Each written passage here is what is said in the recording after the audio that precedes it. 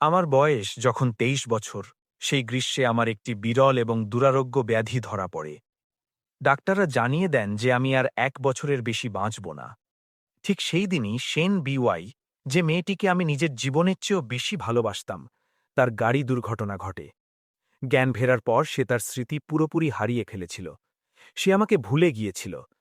তার শুধু চেন জিয়ের কথা মনে ছিল, যে একসময় তার পিছনে ঘুরে বেড়াত।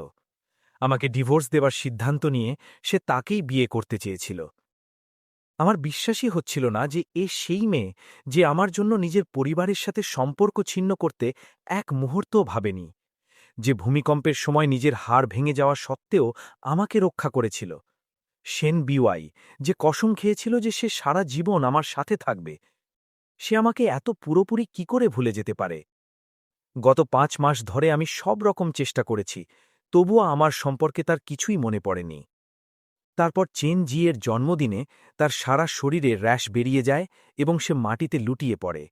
বডিগার্ডরা আমার ব্যাগ তল্লাশি করে এবং সেখান থেকে টিউলিপ ফুলের পরাগ পায়, যাতে চেন জিয়ের অ্যালার্জি ছিল। আমাকে চেন জিয়ের হাসপাতালের বিছানার সামনে হাঁটু গেড়ে বসতে বাধ্য করা হয়। শেন বিওয়াই, যে একসময় আমাকে এত গভীর ভালোবাসার চোখে দেখত, এখন তার চোখে ছিল কেবল হাড় কাঁপানো শীতলতা।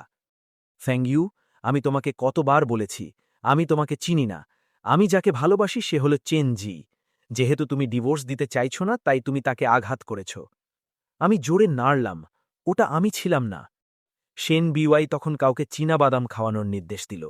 সে নিজে নিজের হাতে এক মুঠো চীনাবাদাম আমার মুখের ভেতর জোর করে গুজে দিল। আমার মারাত্মক পিনাট অ্যালার্জি আছে। আমার মনে পড়ে গেল শেষবার যখন আমি ভুল করে এক চুমুক পিনাট মিল্ক খেয়ে ফেলেছিলাম। শেন বিওয়াই তখন ঘাবড়ে গিয়ে অ্যাম্বুলেন্স ডেকেছিল এবং ৩ দিন ধরে আমাকে এক মুহূর্তের জন্য না ছেড়ে গিয়ে আমার দেখাশোনা করেছিল। তারপর থেকে আমাদের বাড়িতে চীনাবাদাম দেওয়া কোনো জিনিস কখনোই আসেনি। আমার গরম চোখের জল তার হাতের পিঠে গড়িয়ে পড়ল। শেন বিওয়াইয়ের আঙুলগুলো হঠাৎ একটু থমকে গেল, এতটাই হালকা যে বোঝাও যায় না। কিন্তু সে তবুও থামল না। আরও এক মুঠো চীনাবাদাম আমার মুখে গুঁজে দেওয়া হলো। আমার গলাটা এমন মনে হলো যেন তাতে আগুন লেগে গেছে। আমার ত্বকের ওপর দ্রুত বড় বড় লাল র্যাশ বেরিয়ে এলো। শ্বাস নেওয়া কঠিন হয়ে পড়ছিল। আমার দৃষ্টি ভাবসা হয়ে আসছিল। এই শারীরিক কষ্ট আমার হৃদয়ের যন্ত্রণার ১০,০০০ ভাগের ১ ভাগেরও কম ছিল। আমার সেই দিনের কথা মনে পড়ে গেল, যখন আমি তাকে প্রপোজ করেছিলাম। সে কেঁদে ফেলেছিল এবং আমাকে শক্ত করে জড়িয়ে ধরেছিল।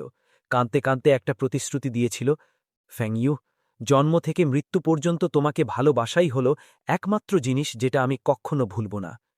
কিন্তু সে এখন আমাকে পুরোপুরি ভুলে গেছে, আর আমার কাছে এখন এতটা সময়ও নেই যে তার স্মৃতি ফিরে আসার জন্য অপেক্ষা করব।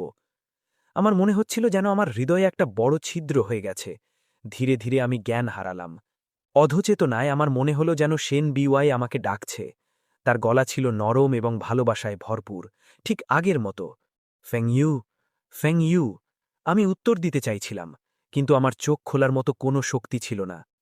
তারপর স্পেশাল অ্যাসিস্ট্যান্টের গলার আওয়াজ শুনতে পেলাম। শেন, মিস্টার ফ্যাংয়ের নোটবুক পাওয়া গেছে। এটা আপনার আর মিস্টার ফ্যাংয়ের স্মৃতিতে ভরা। আপনি ওনার সাথে এমন আচরণ করলেন, উনি যদি সত্যিটা জানতে পারেন, তাহলে কি উনি আপনাকে সত্যিই ক্ষমা করতে পারবেন? শেন বিওয়াইয়ের গলা ক্লান্ত শোনাচ্ছিল। আমি খুব ভালো করে জানি, এটা একটা হাসপাতাল। মাত্র কয়েকটা চীনাবাদামই তো।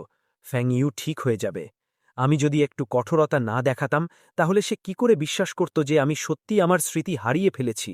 সে ডিভোর্সের জন্য কি করে রাজি হতো? চেনজিয়ের একটা টার্মিনাল ইলনেস আছে। তার হাতে আর বেশি সময় নেই। মৃত্যুর আগে তার শুধু একটাই শেষ ইচ্ছা, আমি তাকে সাহায্য না করে থাকতে পারি না। একবার যখন আমি তার ইচ্ছা পূরণ করতে সাহায্য করে ফেলব, তখন আমরা আমাদের স্মৃতি ফিরিয়ে আনব এবং আমি ফেং ইউকে আবার বিয়ে করব। সবকিছু আগের মতো হয়ে যাবে। ওই স্মৃতিগুলো, আমি খুব জোর ওর জন্য একটা সম্পূর্ণ নতুন বই লিখে দেব। অ্যাকাশিয়া গাছগুলো আবার লাগানো যেতে পারে, লাভলক আবার লাগানো যেতে পারে, আর ওই সোনার মূর্তির কথা যদি বলো, আমি তাকে তার চেয়েও বড় গড়িয়ে দেব। স্পেশাল অ্যাসিস্ট্যান্টের গলা কেঁপে উঠল। কিন্তু মিস্টার চেনের অসুখ তো পরিষ্কারভাবেই। চেনজিয়ের বাবা আমার মেন্টর ছিলেন। মৃত্যুর আগে সে সবসময় আশা করতেন আমি তাকে বিয়ে করব। শেন বিওয়াই তাৎক্ষণিকভাবে তাকে ফেং ইউয়ানের কথায় বাধা দিয়ে বলল, এই বছরগুলোতে আমি চেনজিয়ের প্রতি অনেক কঠোর ছিলাম। আমার উপর ওর ঋণ আছে। একবার বিয়ের অনুষ্ঠানটা শেষ হয়ে গেলে সে সুস্থ হওয়ার জন্য বিদেশে চলে যাবে। তারপর আমাদের একে অন্যের কাছে আর কোনো ঋণ থাকবে না। আমার সারা শরীরে একটা শীতল স্রোত বয়ে গেল। তাহলে এ সবই তার পরিকল্পনা ছিল। তাই তো বলি, সে সবকিছু ভুলে গেলেও আমার পিনাট অ্যালার্জির কথা ঠিকই ওর মনে ছিল। গত ৫ মাস ধরে আমি সেই খাঁটি সোনার যুগল মূর্তির খোঁজ করেছি। যেই বছর আমি তাকে এটা দিয়েছিলাম, তার চোখ দুটো খুশিতে ঝলমল করে উঠেছিল। সে বলেছিল যে এটা আমাদের এক সোনালী বন্ধন, আর সে আমার সাথে একসাথে বৃদ্ধ হতে চায়। কিন্তু সেন বিওয়াই সেই পুরনো মূর্তিটাকে গলিয়ে চেন জিয়ের জন্য একটা সোনার ঘড়ি বানিয়ে দিয়েছে, যাতে সে পার্টিতে পড়তে পারে। আমি তাকে টাওয়ারের চূড়ায় নিয়ে গিয়েছিলাম সেই লাভ লকটা দেখাতে, যেটা আমরা বহু বছর আগে একসাথে লাগিয়েছিলাম। তারপর সে আমার বুকে মাথা রেখে নরম গলায় বলেছিল, ফ্যাং, এভাবেই আমি সারা জীবন তোমার সাথে বাধা থাকব। কিন্তু এখন সে নিজেই সেই পুরনো তালাটা কেটে ফেলেছে এবং চেন জিয়ের সাথে একটি নতুন তালা দিয়ে সেটাকে বদলে দিয়েছে। আমি তাকে ৯৯৯টি একাশিয়া গাছের বন দেখাতে নিয়ে গিয়েছিলাম, কারণ সে বলেছিল একাশিয়া গাছ হল অনন্ত বিশ্বাস্ততার প্রতীক। আমি বিশেষ করে ওর জন্যই এই বনটা তৈরি করেছিলাম। তবুও সেন বিওয়াই সব গাছ কাটিয়ে ফেলল এবং চেনজিকে উপহার দেওয়ার জন্য একটা বড় খাট বানিয়ে দিল। আর এখন সে বলছে যে সবকিছু নীরবে আবার নতুন করে শুরু করা যেতে পারে। আমার কানে তার পুরনো কসম আবার বেজি উঠল। ফ্যাং ইউয়ান, আমি তোমাকে ভালোবাসি, এই জীবনে এটা কক্ষনো বদলাবে না। তাহলে এসব একটা মিথ্যা ছিল। সে খুব ভালো করেই জানত যে চেনজিয়ের অসুস্থতা মিথ্যা, তবুও সে তাকেই বিয়ে করতে চেয়েছিল। দয়া বা ঋণ শোধ করার কথাগুলো তো কিছুই না, এগুলো জাস্ট নিজের মন বদলানোর একটা বাহানা। কিন্তু আমি সত্যিই মারা যাচ্ছিলাম। যখন আমার চোখ খুলল, সেন বিওয়াই আমার বিছানার পাশে ছিল। আমাকে চোখ খুলতে দেখে তার চেহারা থেকে সব দুশ্চিন্তা একদম উধাও হয়ে গেল। পড়ে রইল শুধু চরম উদাসীনতা। আমার বুকটা ফেটে যাচ্ছিল। আমি কখনো জানতাম না যে সেন বিওয়াই এত ভালো একজন অভিনেত্রী।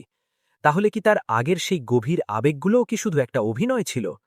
ফ্যাং ইউয়ান, সেন বিওয়াই শীতল গলায় বলল, আমি আবার বলছি, আমি তোমাকে চিনি না। তারপর সে ওই নোটবুকটা বের করল। এই গত ৫ মাসে আমি স্মৃতি থেকে এটা লিখেছিলাম, যা আমাদের প্রথম দেখা, প্রেম, প্রপোজাল থেকে শুরু করে বিয়ের স্মৃতিতে ভরা ছিল। তুমি এসব যা লিখেছ তার কিছুই আমার মনে নেই। আমার সাথে আটকে থাকার এই চেষ্টা করে নিজের সময় নষ্ট করো না। সে একটা লাইটার বের করল এবং নোটবুকটাতে আগুন ধরিয়ে দিল। নোটবুকটাকে ছাই হতে দেখে আমার হৃদয়টাও যেন তার সাথে ছাই হয়ে গেল। আমার চোখ লাল হয়েছিল, কিন্তু আমার ঠোঁটে একটা তাচ্ছিল্যের হাসি ফুটে উঠল। সে জানত না যে এই নোটবুকটা আসলে ওর জন্য লেখা হয়নি, এটা আমি নিজের জন্য লিখেছিলাম। আমার ক্রুটসফেল্ড জেকব ডিজিজ হয়েছে, যাকে সাধারণত ম্যাড কাউ ডিজিজ বলা হয়। এর ফলে আমার স্মৃতিশক্তি নষ্ট হয়ে যাবে। আমি ধীরে ধীরে সব কিছু ভুলে যাব এবং শেষ পর্যন্ত জ্ঞান হারিয়ে মারা যাব। ৭ বছর আগে খামারে একটা পাগল গরু তার ওপর হামলা করেছিল। তাকে বাঁচাতে দিয়ে আমি সেই গরুর হামলায় মারাত্মকভাবে আহত হয়েছিলাম। সেই সময় আমি কেবল জরুরি প্রাথমিক চিকিৎসা করিয়েছিলাম। আমি এটার ওপর বেশি মনোযোগ দিইনি। কে জানত যে ভাইরাসটা ৭ বছর ধরে সুপ্ত অবস্থায় থাকবে আর শেষমেশ এভাবে প্রকাশ পাবে। আমার ভয় ছিল যে একদিন সেন বিওয়াইয়ের স্মৃতি ফিরে আসবে, আর তখন আমি হয়তো তাকে চিনতে পারব না। এই জন্যই আমি সবকিছু লিখে রেখেছিলাম। ভালোই হয়েছে যে এখন এটা পুড়ে গেছে। এখন থেকে আমাদের দুজনেরই কেউ কেউকে আর মনে রাখবে না। সেন বিওয়াই ডিভোর্স এগ্রিমেন্টটা বের করল এবং আমার দিকে বাড়িয়ে দিল। এবার আমি কলমটা তুললাম এবং বিনা দ্বিধায় নিজের নাম সই করে দিলাম। সেন বিওয়াই এক মুহূর্তের জন্য যেন পাথর হয়ে গেল। সে কিছু বলতে যাবেই ঠিক তখনই তার ফোন বেজে উঠল। চেনজিয়ের কল। অপর প্রান্তে ব্যথার একটা হালকা আওয়াজ ভেসে এলো। সে তাৎক্ষণিক সই করা এগ্রিমেন্টটা তুলে নিয়ে হাসপাতালের রুম থেকে বেরিয়ে গেল। আমি তাকে চলে যেতে দেখলাম এবং চোখের কোণ থেকে এক ফোঁটা জল মুছে নিলাম। আমি আমার ফোন বের করলাম। হ্যালো, আমার জন্য ৭ দিন পর সুইজারল্যান্ডের একটা ফ্লাইট বুক করে দিন, আর তার সাথে আমার ইউথেনেশিয়া অর্থাৎ ইচ্ছা মৃত্যু শেডিউল করতেও সাহায্য করুন। হাসপাতাল থেকে বাড়ি ফিরে যেই আমি দরজা খুললাম, পশমের একটা সাদা বলের মতো কিছু একটা আমার দিকে ছুটে এলো। এটা ছিল ওয়াংজাই, সেই রাস্তার কুকুরটা যাকে সেন বিওয়াই আর আমি ৫ বছর আগে দত্তক নিয়েছিলাম। ও লেজ নাড়ছিল এবং আমার পায়ের গোড়ালির চারপাশ ঘিরে ঘুরঘুর করছিল। আমি যাবেই হাসতে যে উপর দিকে তাকাতেই হাসিটা আমার মুখেই জমে গেল। সেন বিওয়াই আর চেনজি বসার ঘরের মাঝখানে দাঁড়িয়ে আমার দিকে তাকিয়েছিল। চেনজিকে হঠাৎ ভীষণ ভীত দেখাচ্ছিল এবং সে সেন বিওয়াইয়ের পেছনে হুড়িয়ে লুকোল। সেন বিওয়াই ভ্রু কুচকাল এবং বডিগার্ডদের ইশারা করল। বডিগার্ডরা সাথে সাথে আমার তল্লাশি নেওয়ার জন্য এগিয়ে এলো, এই ভয়ে যে হয়তো আমার কাছে এমন কিছু আছে যা চেনজিকে ক্ষতি করতে পারে। আমি এই তল্লাশিকে পাত্তা দিলাম না। আমার হৃদয়টা অসাড় হয়ে যন্ত্রণা দিচ্ছিল। ডিভোর্স এগ্রিমেন্টে আগে থেকেই লেখা ছিল, এই বাড়িটা তোমার। সেন বিওয়াই উপরতলার দিকে ইশারা করল। আমি শুধু কিছু জিনিসপত্র নেব, তারপর সাথে সাথেই চলে যাব। সে ঘুরে দাঁড়ালো এবং সিঁড়ি বেয়ে উপরে চলে গেল। ওয়াংজাই এক মুহূর্তের জন্য ইতস্তত করল, তারপর তার পিছন পিছন চলে গেল। হয়তো ও বুঝতে পারছিল না যে ওর মালকিন এতদিন ধরে বাড়িতে আসেনি। বসার ঘরে চেনজিয়ের চেহারা থেকে সেই নিরীহ ভাবটা একদম উধাও হয়ে গেল। ওর নজর পড়ল আমার কবজিতে বাঁধা দামি ব্র্যান্ডের ঘড়ির ওপর। তোমার ডিভোর্স হয়ে গেছে, আমার বাবার ঘড়িটা ফেরত দাও। 1 সপ্তাহ পরেই তো আমরা বিয়ে করছি। আমি আমার মাথা নিচু করলাম এবং নিজের কবজিতে বাঁধা ঘড়িটার দিকে তাকিয়ে রইলাম। আমার মনে পড়ল যখন সেন বিওয়াই এটা আমাকে পরিয়ে দিয়েছিল, তখন তার চোখ দুটো ভালোবাসায় ভরা ছিল। ফেং ইউয়ান, এটা আমার বাবা আমার জন্য রেখে গিয়েছিলেন। তিনি আমাকে বলেছিলেন এটা যেন আমি আমার হবু স্বামীকে দিই। এটা আমাদের আজীবনের অবিচল বন্ধনের প্রতীক। এখন চেনজিয়ের জন্য সে আমার থেকে ডিভোর্স নিতে, স্মৃতিভ্রমের অ্যামনেশিয়ার নাটক করতে এক মুহূর্তেও ইতস্তত করল না। সে এখন আর আমাকে ভালোবাসে না। এই ঘড়িটি নিজের কাছে রাখা এখন একটা তামাশা ছাড়া আর কিছু নয়। আমি ঘড়িটি খুললাম এবং তার হাতে ধরিয়ে দিলাম। চেনজি আশা করেনি যে আমি এত দ্রুত সিদ্ধান্ত নেব। গতকাল পর্যন্ত তো আমি শিনবিয়াইয়ের স্মৃতি ফিরে আনতে তাকে সাহায্য করছিলাম। সে ঘড়িটি নিল এবং আমার দিকে তাকালো। তার চোখে ছিল নিষ্ঠুরতা এবং সংকল্প। তুমি যাই পরিকল্পনা করো না কেন, শিনবিওয়াই এখন থেকে শুধু আমারই হবে। সে তার কথা শেষ করার আগেই হঠাৎ হাত তুলল এবং সজোরে ঘড়িটি মেঝের ওপর আছাড় মারল। আমি নিজের স্তব্ধতা কাটিয়ে ওঠার আগেই চেনজি ঘড়ির কাচের একটা ভাঙা টুকরো তুলে নিল এবং নির্দয়ভাবে সেটা আমার হাতের তালুতে ঢুকিয়ে দিল। আহ! আমি আমার হাত টেনে সরিয়ে নিতে চাইলাম, কিন্তু আমার কবজি চেনজি শক্ত করে ধরে রেখেছিল। তার হাতের মুষ্টি ছিল আশ্চর্যজনকভাবে মজবুত। হঠাৎ একটি সাদা রঙের পশুর দলা দ্রুত নিচে নেমে এলো, শিনবিওয়াইয়ের চেয়েও দ্রুত গতিতে। ওয়াংজাই তার দাঁত বের করল এবং চেনজিয়ের ওপর ঝাঁপিয়ে পড়ল। সে তার পায়ে কামড় বসিয়ে দিল। চেনজি ব্যথায় চিৎকার করে উঠল এবং আমার হাতটা খুব জোরে হ্যাঁচকা টান দিল। ঘড়ির কাচের সেই ধারালো টুকরোটি আমার গালে লেগে গেল, যা থেকে রক্তের একটা হালকা রেখা বেরিয়ে এলো। সে ব্যথায় চিৎকার করে আমাকে ছেড়ে দিল এবং মাটিতে পড়ে গেল। ঠিক তখনই শিনবিওয়াই চিৎকার শুনে নিচে দৌড়ে এলো। সে নিজের চোখে এই দৃশ্যটি দেখল। সে দ্রুত এগিয়ে এলো এবং আমাকে খুব জোরে একটা ধাক্কা দিল। আমার ভারসাম্য হারিয়ে গেল এবং আমি মেঝেতে পড়ে গেলাম। ঘড়ির কাচের টুকরোয় আমার হাতের তালু কেটে গিয়েছিল। তাজা রক্ত সাথে সাথে বইতে শুরু করল। শিনবিওয়াই পা তুলল এবং ওয়াংজাইকে একটি লাথি মারল, যে তখনও চেনজিকে কামড়াচ্ছিল। ওয়াংজাই ব্যথায় কোকিয়ে উঠে একপাশে ছিটকে পড়ল। সে অসহায়ভাবে কাঁদতে লাগল। সে বুঝতে পারছিল না যে তার মালিকানি, যে তাকে সবসময় এত ভালোবাসত, সে তার সাথে কেন এমন আচরণ করছে। সে চেনজিকে তোলার জন্য নিচু হল। তার কণ্ঠস্বর ছিল গভীর উদ্বেগে ভরা। চেনজি, তুমি কি ঠিক আছো? খুব কি লাগছে? ওরা তোমাকে এক্ষুনি হাসপাতালে নিয়ে যাবে। সে দ্রুত চেনজিকে যেতে সাহায্য করল। শুরু থেকে শেষ পর্যন্ত আমার দিকে একবারও ফিরে তাকালো না। আমি মেঝেতে কুঁকড়ে বসে রইলাম। আমার সেই সময়ের কথা মনে পড়ে গেল, যখন আমার প্রচণ্ড শীত লাগছিল এবং খুব বেশি জ্বর ছিল। শিনবিওয়াই, যে তখন বিদেশের একটি মিটিংয়ে ছিল, সে ওই রাতেই বিমানে ফিরে এসেছিল, শুধু আমার জ্বরের কপালে জলপট্টি দিতে। সে সারা রাত জেগে আমার সেবা করেছিল। আমার মনে পড়ল, যখন ভুল করে আমার আঙুলে একটা ছোট আঁচড় লেগেছিল, সে এতটাই দুঃখ পেয়েছিল যে তার চোখ লাল হয়ে গিয়েছিল। আর সেই সময়ের কথা, যখন তাকে বাঁচাতে গিয়ে একটি পাগল গরুর আক্রমণে আমি মারাত্মকভাবে আহত হয়েছিলাম। সে প্রায় পাগল হয়ে গিয়েছিল। ভালো বিশেষজ্ঞ ডাক্তার খুঁজে বের করার জন্য সে পুরো শহর তলপাড় করে ফেলেছিল। এবং তারপর, সেই প্রথমবার যখন সে আমার উপর রেগে গিয়েছিল, তারপর সে আমাকে খুব শক্ত করে জড়িয়ে ধরেছিল। সে অনবরত কাঁদতে থাকল এবং বলল, ফেং ইউয়ান, তোমার কিছু হওয়া উচিত নয়। তোমাকে ছাড়া বেঁচে থাকার চেয়ে আমি মরে যাওয়া পছন্দ করব। তাকে ছাড়া কি সে সত্যিই বেঁচে থাকার চেয়ে মরে যাওয়া পছন্দ করবে? আমার চোখের জল ঠান্ডা মেঝের উপর পড়ল। ওয়াংজাই কোকিয়ে উঠল এবং হামাগুড়ি দিয়ে আমার কাছে এলো। নিজের জিভ বের করে খুব নরমভাবে আমার মুখ থেকে চোখের জল চাটতে লাগল। আমি ওয়াংজাইকে শক্ত করে জড়িয়ে ধরলাম। নিজের মুখ ওর গায়ের গরম পশমের মধ্যে লুকিয়ে ফেললাম। আমার কণ্ঠস্বর ভেঙে আসছিল। কোনো শব্দ বেরোচ্ছিল না। ওয়াংজাই, আমার কষ্ট হচ্ছে না। সত্যি, একটুও কষ্ট হচ্ছে না। আমি ওয়াংজাইকে ভরে রাখলাম এবং নিঃশব্দে ফুপিয়ে কাঁদতে থাকলাম।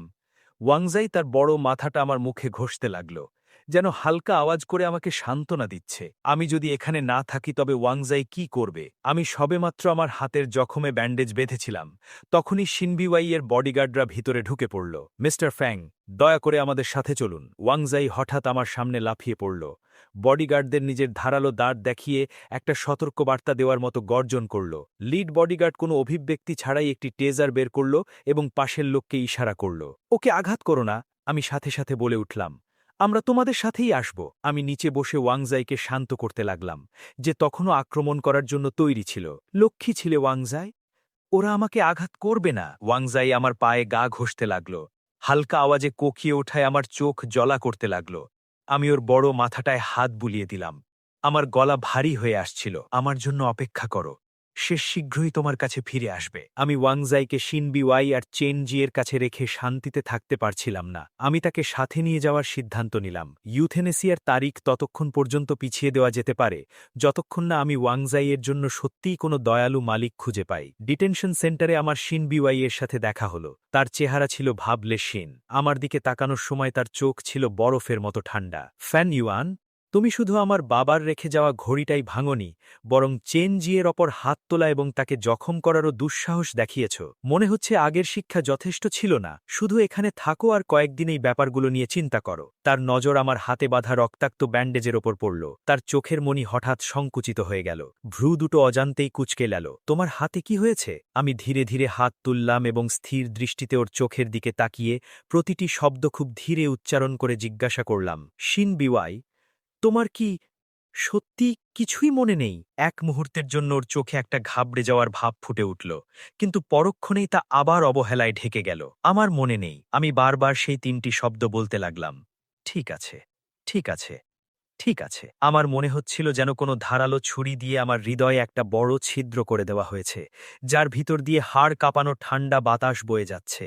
সেই মানুষটি, যে একসময় আমাকে বলেছিল যে যাই হয়ে যাক না কেন তার হৃদয় শুধু ফেং ইউয়ানকেই মনে রাখবে, সে এখন জেনে শুনে আমাকে ভুলে যাচ্ছিল। আমার সব কথা গলার কাছে আটকে গেল, আর কোনো শব্দ বেরোচ্ছিল না। আমি আমার মুখ ফিরিয়ে নিলাম এবং তার দিকে তাকানো বন্ধ করে দিলাম। শিনবিওয়াই যাওয়ার আগে ডিটেনশন সেন্টারের কর্মীদের হুকুম দিল, একে ৩ দিন বন্দি করে রাখো। একে নিজেকে ভাবতে দাও, কিন্তু একে কষ্ট দিও না। সে যেতেই কেউ একজন এসে আমার সেলবকের নেতার কানে কিছু একটা বলল। পরবর্তী ৩ দিন ধরে বাকি কয়েদিরা আমাকে অনবরত মারধর করল। আমার সারা শরীর নীলাভ হয়ে গিয়েছিল। আমার হাতের ব্যান্ডেজ ছিঁড়ে ফেলা হলো এবং জখমের উপর বারবার পা দিয়ে চাপা দেওয়া হলো। খুব শীঘ্রই সেই জায়গাটা ফুলে গিয়ে পুজ বেরোতে লাগল। রাতে আমি কেবল দুর্গন্ধযুক্ত টয়লেটের পাশে ঘুমাতে পারতাম। তৃতীয় দিনে আমাকে টেনে হিঁচড়ে পানির টবের কাছে নিয়ে যাওয়া হলো এবং বরফ শীতল পানি আমার মাথায় ঢেলে দেওয়া হলো। যখন আমি ডিটেনশন সেন্টার থেকে বেরোলাম, আমার অবস্থা চেনার বাইরে চলে গেছিল। গেট থেকে বেরোতেই আমাকে জোর করে গাড়িতে ঠুকিয়ে দেওয়া হলো এবং একটি দামি রেস্টুরেন্টের প্রাইভেট রুমে নিয়ে যাওয়া হলো। রুমে চেনজি আরাম করে মাংসের ঝোল চুবিয়ে খাচ্ছিল। তার মুখে ছিল উস্কানিমূলক হাসি, স্মার্কিং। বসো, একসাথে খাই। আমি ঘুরে চলে যেতে লাগলাম, কিন্তু বডিগার্ডরা আমাকে জোর করে চেয়ারে বসিয়ে রাখল। চেনজি এক বাটি মাংস আমার মুখের সামনে এনে ধরল। কেমন লাগলো? গত ৩ দিন ভিতরে খুব আরামে কেটেছে। এবার কিছু পুষ্টিকর খাবার খাও। যদি তমিজের সাথে না থাকো তাহলে আমি বিওয়াইকে বলবো তোমাকে আরও কয়েকদিনের জন্য ওখানে পাঠিয়ে দিতে। ওই ৩ দিনের কষ্টের কথা মনে আসতেই আমার শরীর হঠাৎ শক্ত হয়ে গেল। আমি চপস্টিক তুললাম এবং যন্ত্রের মতো একটুকু মাংস মুখে দিলাম। আমি খেয়েছি। এখন কি আমি যেতে পারি? চেনজি গর্বিত হয়ে হাসল এবং হাত নেড়ে বডিগার্ডদের চলে যাওয়ার ইশারা করল। এত সুস্বাদু ডগ হটপট, আমি তো মাত্র এক টুকরোই খাই। আমার হৃৎপিণ্ড যেন হঠাৎ ডুবে গেল। আমার কণ্ঠস্বর কেঁপে উঠল। তোমার মানে কি? চেনজি নিজের মুখ মুছল। তার কণ্ঠে ছিল একটা পৈশাচিক হাসি। ও হ্যাঁ, যখন ওই আপদ কুকুরটা ধুঁকতে ধুঁকতে মরছিল, তখনও সে তোমার জামা কামড়ে ধরে কোকিয়ে উঠছিল। সে হামাগুড়ি দিয়ে তোমার ঘরে ফিরে আসতে চেয়েছিল। আমার পেট গুলিয়ে উঠল। আমি সজোরে বমি করতে লাগলাম। ওয়াংজাই, ও তখনও আমার বাড়ি ফেরার অপেক্ষা করছিল। আমি নিজের ঠোঁট কামড়ে ধরলাম। আমার মুখে লোহার মতো নন্তা রক্তের স্বাদ ভরে গেল। চেনজি! আমি হঠাৎ দাঁড়িয়ে পড়লাম। আমি আমার পুরো শক্তি দিয়ে চেনজিয়ের মুখে একটা ঘুষি মারলাম। তোমার সাহস কি করে হয়? আমি চিৎকার করে উঠলাম এবং পুরো ডাইনিং টেবিলটা উল্টে দিলাম। গরম ঝোল আমার পায়ে এবং চেনজিয়ের হাতে গিয়ে পড়ল। চেনজি ব্যথায় চিৎকার করে উঠল, কিন্তু আমার পায়ে কোনো জ্বালা অনুভব হচ্ছিল না। আমি পাগলের মতো ঝাঁপিয়ে পড়লাম এবং চেনজিয়েকে নিচে দাবিয়ে ধরে তার মুখে অনবরত ঘুষি মারতে লাগলাম। আমার চোখ রক্তবর্ণ হয়ে গেল। ঠিক তখনই প্রাইভেট রুমের দরজাটা সজোরে খুলে গেল। শিনবিমাই দৌড়ে ভিতরে এলো। ফেং ইউয়ান, তুমি কি করছো? সে জোর করে আমাকে চেন জিয়ে থেকে সরিয়ে দিল। আমার মাথা উল্টে যাওয়া টেবিলের কোণে সজোরে ধাক্কা খেল। সাথে সাথে আমার চোখের সামনে অন্ধকার নেমে আসলো। আমি হাত দিয়ে মাথা স্পর্শ করতেই দেখলাম আমার হাত তাজা রক্তে ভর্তি হয়ে আছে। শিনবিওয়াই চেন জিয়েকে আগলে রেখে আমার উপর চিৎকার করে উঠল, তুমি কি পাগল হয়ে গেছো? কিন্তু যখন সে আমার মুখ তাজা রক্তে মাখা দেখল, তখন তার শরীর যেন জমে পাথর হয়ে গেল। তার চেহারায় ফুটে ওঠা সেই যন্ত্রণার ছাপ একদম সত্যি ছিল। বিওয়াই, আমার হাত খুব জ্বালা করছে। চেনজি তার লাল হয়ে যাওয়া পোড়া হাতটা তুলে ধরল, তার কণ্ঠে ছিল নালিশের সুর। শিনবিওয়াইয়ের মুখ সাথে সাথে আবার ঠান্ডা হয়ে গেল। আমি আমার মুখ থেকে রক্ত মুছলাম এবং কাঁপতে কাঁপতে মাটিতে পড়ে থাকা মাংসের দিকে ইশারা করে চিৎকার করে বললাম, ও ওয়াংজাইকে মেরে ফেলেছে। ও ওয়াংজাইকে রান্না করে ফেলেছে। এটা ওয়াংজাই, যে 5 বছর ধরে আমাদের সাথে ছিল। শিনবিওয়াই মাটিতে পড়ে থাকা মাংসের দিকে স্থির দৃষ্টিতে তাকিয়ে রইল। তার চেহারায় যন্ত্রণা ফুটে উঠল। মাটিতে পড়ে থাকা মাংসের দিকে স্থির দৃষ্টিতে তাকিয়ে রইল। তার চেহারায় যন্ত্রণা ফুটে উঠল। চেনজি সাথে সাথে বলে উঠল, তার কণ্ঠ ছিল নিষ্পাপতায় ভরা, বিওয়াই, ওই কুকুরটা আগে আমাকে কামড়েছিল। তুমি নিজেই তো বলেছিলে যেন আমি এটা হ্যান্ডেল করি। শেষ পর্যন্ত ওটা তোমারই কুকুর ছিল। আমি কি করে অবহেলা করতে পারি? আমি শুধু ওকে অ্যানিম্যাল রেস্কিউ সেন্টারে নিয়ে গিয়েছিলাম। কোন হটপট? আমি জানি না ও কি বলছে। আমি শান্তিতে ডিনার করছিলাম আর ও এসে আমাকে মারতে শুরু করল। শিনবিওয়াই আমার দিকে তাকালো। তার দৃষ্টি আরও শীতল হয়ে গেল। আমার মনে পড়ছে না যে আমাদের কখনো কোনো কুকুর ছিল।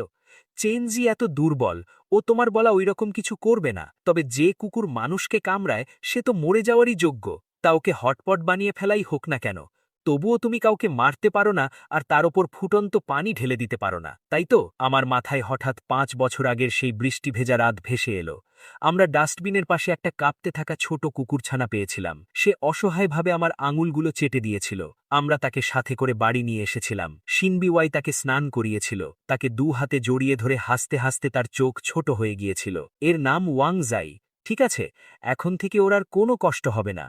আমি আর ওয়াংজাই মিলে তোমাকে রক্ষা করব, ঠিক আছে? এটা ভাবতেই আমার চোখ ফেটে জল চলে এলো। কি নিদারুণ পরিহাস! ওয়াংজাই মৃত্যু পর্যন্ত আমাকে মনে রেখেছিল। অথচ আমার সামনে দাঁড়িয়ে থাকা এই মানুষটি, যে একসময় বলেছিল যে সে আমাকে পাগলের মতো ভালোবাসে, এখন অন্য এক পুরুষের জন্য স্মৃতিভ্রমের মিথ্যা নাটক করছে এবং বারবার আমাকে আঘাত করছে। শিনবিওয়াই ফেং ইউয়ানের এই অবস্থা দেখছিল। তার হৃদয়ে এমন এক যন্ত্রণা হচ্ছিল যেন কোনো অচেনা হাত সেটাকে সজোরে টিপে ধরছে। সে নিজের আঙুলগুলো শক্ত করে মুঠি করল, কিন্তু মনে মনে নিজেকে বলতে লাগল, আর মাত্র 3 দিন সহ্য করো। 3 দিন পর বিয়ে শেষ হয়ে যাবে। সে তার স্মৃতি ফিরে পাবে। বিওয়াই, আমার খুব কষ্ট হচ্ছে। চেনজিয়ের ব্যথার চিৎকার তাকে বাস্তবে ফিরিয়ে আনল। শিনবিওয়াই তার পোড়া হাতের দিকে তাকালো, তার চোখ দুঃখে ভরে গেল। সে আমার পায়ের দিকেও খেয়াল করল না, যেখানে আমার চামড়া পুড়ে উঠে আসছিল। আমি তোমাকে এখনই হাসপাতালে নিয়ে যাচ্ছি। সে আমার দিকে দ্বিতীয়বার আর ফিরে তাকালো না। সে চেনজিয়েকে আগলে নিয়ে ঘর থেকে বেরিয়ে গেল। ঠিক তখনই রুমের দরজাটা আবার সজোরে খুলে গেল। একটা ব্যাগ সজোরে আমার পায়ের কাছে এসে পড়ল। সেই ব্যাগের ভিতর থেকে নরম সাদা পশমের খুব চেনা একটা দলা উকি দিচ্ছিল। ভিতরে ওয়াংজাইয়ের লোম ছিল। আমি ব্যাগটাকে শক্ত করে জড়িয়ে ধরলাম এবং যন্ত্রণায় চিৎকার করে উঠলাম, আমাকে ক্ষমা করে দাও ওয়াংজাই। বাবার বাড়ি ফিরতে দেরি হয়ে গেছে। আমাকে ক্ষমা করে দাও। আমি জানি না আমি কিভাবে বাড়ি ফিরেছিলাম। সেই ছোট মুখটা এখন আর বাড়িতে নেই। এখন আর সে আমাকে এগিয়ে নিতে আসে না। এখন আর সে আমার গায়ে লেগে আদর করে না। আমি ওয়াংজাইয়ের লোম আঁকড়ে ধরে সারা রাত বসে থাকলাম। পরের দিন আমি আমার কপাল এবং পায়ের পোড়া জখমের চিকিৎসা করলাম। আমি ওয়াংজাইকে পোষ্য প্রাণীদের শ্মশানে জ্ঞানে এবং তার চিতাভস্য একটি ছোট্ট চীনামাটির পাত্রে রেখে দিলাম। লক্ষ্মী ওয়াংজাই, আর মাত্র 2 দিন অপেক্ষা করো।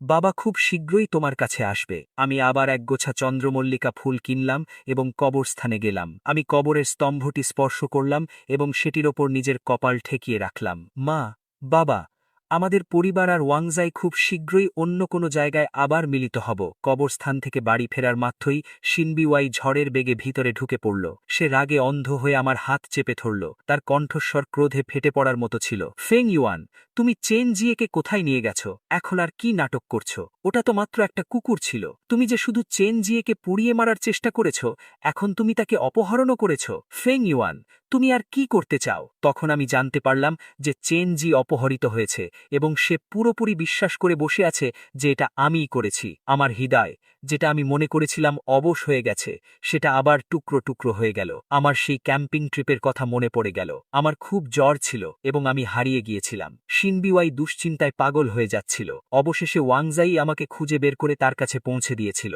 সে আমাকে জোরে জড়িয়ে ধরেছিল। তার কণ্ঠস্বর কেঁপে যাচ্ছিল। ফেং ইউয়ান, তুমি যদি হারিয়ে যাও তাহলে আমি পাগল হয়ে যাব। সে বলেছিল, ওয়াংজাই আমাকে তার কাছে ফিরিয়ে এনেছে, তাই এখন থেকে ওয়াংজাই আমাদের পরিবারের অংশ হবে এবং তার সাথে মিলে আমাকে রক্ষা করবে। অথচ এখন সে বলছে, ওটা তো মাত্র একটা কুকুর। আমি প্রায় চিৎকার করে উঠলাম, আমি ঘড়িটি ভাঙিনি আর আমি চেন জিয়েকে অপহরণও করিনি। ওয়াংজাই শুধু একটা কুকুর নয়, সে আমার পরিবার। চেন জি ওয়াংজাইকে মেরেছে আর তাকে রান্না করেছে। আমার রক্তবর্ণ চোখ দেখে শেনবিওয়াই অজান্তেই আমার হাতের উপর তার মুষ্টি কিছুটা শিথিল করে দিল। তার হৃদয়ে হঠাৎ এক অজানা আতঙ্ক তৈরি হল, কিন্তু তার কণ্ঠস্বর তবুও নরম হল না। গত কয়েক মাস ধরে তুমি ডিভোর্স দিতে চাইছিলে না। তুমি কোন কোন পথ বেছে নাওনি। এখন ওয়াংজাইকে শুধু সরিয়ে দেওয়া হয়েছে আর তুমি জেদ ধরছ যে চেন জি তাকে মেরে ফেলেছে। কিন্তু তুমি তো তাকে আগেই মারধর করেছ, তবে এখন আবার তাকে অপহরণ কেন করবে? আমি হঠাৎ খুব ক্লান্ত হয়ে পড়লাম, এমন এক ক্লান্তি যে আমার হাড়ের ভেতর পর্যন্ত ঢুকে গিয়েছিল। আমি আমার মুখ ফিরিয়ে নিলাম, আমার কণ্ঠস্বর নিচু হয়ে গেল। আমি জানি না চেনজি কোথায়। আর মাত্র 2 দিন। তোমরা যা চাও করো, শুধু আমাকে আর বিরক্ত করো না। 2 দিন মানে কি? শেনবিওয়াই আরও প্রশ্ন করতে যাবে, ঠিক তখনই তার ফোন বেজে উঠল। তার অ্যাসিস্ট্যান্টের কল ছিল। সিইও সেন, মিস্টার চেনকে পাওয়া গেছে। শুধু সমস্যা হলো তাকে বেশ কিছু লোক মিলে এত মেরেছে যে তার সারা শরীর ক্ষতে ভরে গেছে এবং এই মুহূর্তে তার মানসিক অবস্থা খুব খারাপ। হঠাৎ ফোনের ওপাশ থেকে এক মহিলার কান্নামাখা অনুনয় শোনা গেল। ওটা ফেং ইউয়ান ছিল, সেই আমাদের এই কাজ করার নির্দেশ দিয়েছিল।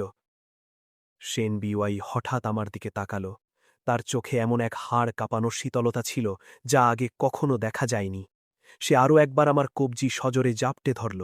তার নখগুলো প্রায় আমার মাংসের ভেতর ঢুকে যাচ্ছিল। তুমি জানো না চেনজি কোথায়? চলো, আমি তোমাকে দেখাতে নিয়ে যাচ্ছি। সে আমাকে টেনে হিঁচড়ে গাড়িতে বসাল। একটি পরিত্যক্ত ভবনের ওপরতলায় চেন জিকে দেখা গেল। তার পোশাক ছিল আলুথালু, কপাল ফুলে আছে এবং সারা শরীর কালছিটে ভরা।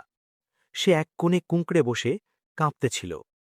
শেন বিওয়াইকে দেখে তার চোখ ভিজে উঠল। সে কাঁপা গলায় বলল, বিওয়াই, তুমি এসে গেছ। ফেং ইউয়ান আমাদের বিয়ের আগে আমাকে বরবাদ করতে চায়, কিন্তু তুমি চিন্তা করো না। সে যদি আমাকে ড্রাগও দিত, তবু আমি তাদের স্পর্শ করার চেয়ে মরে যাওয়া পছন্দ করতাম।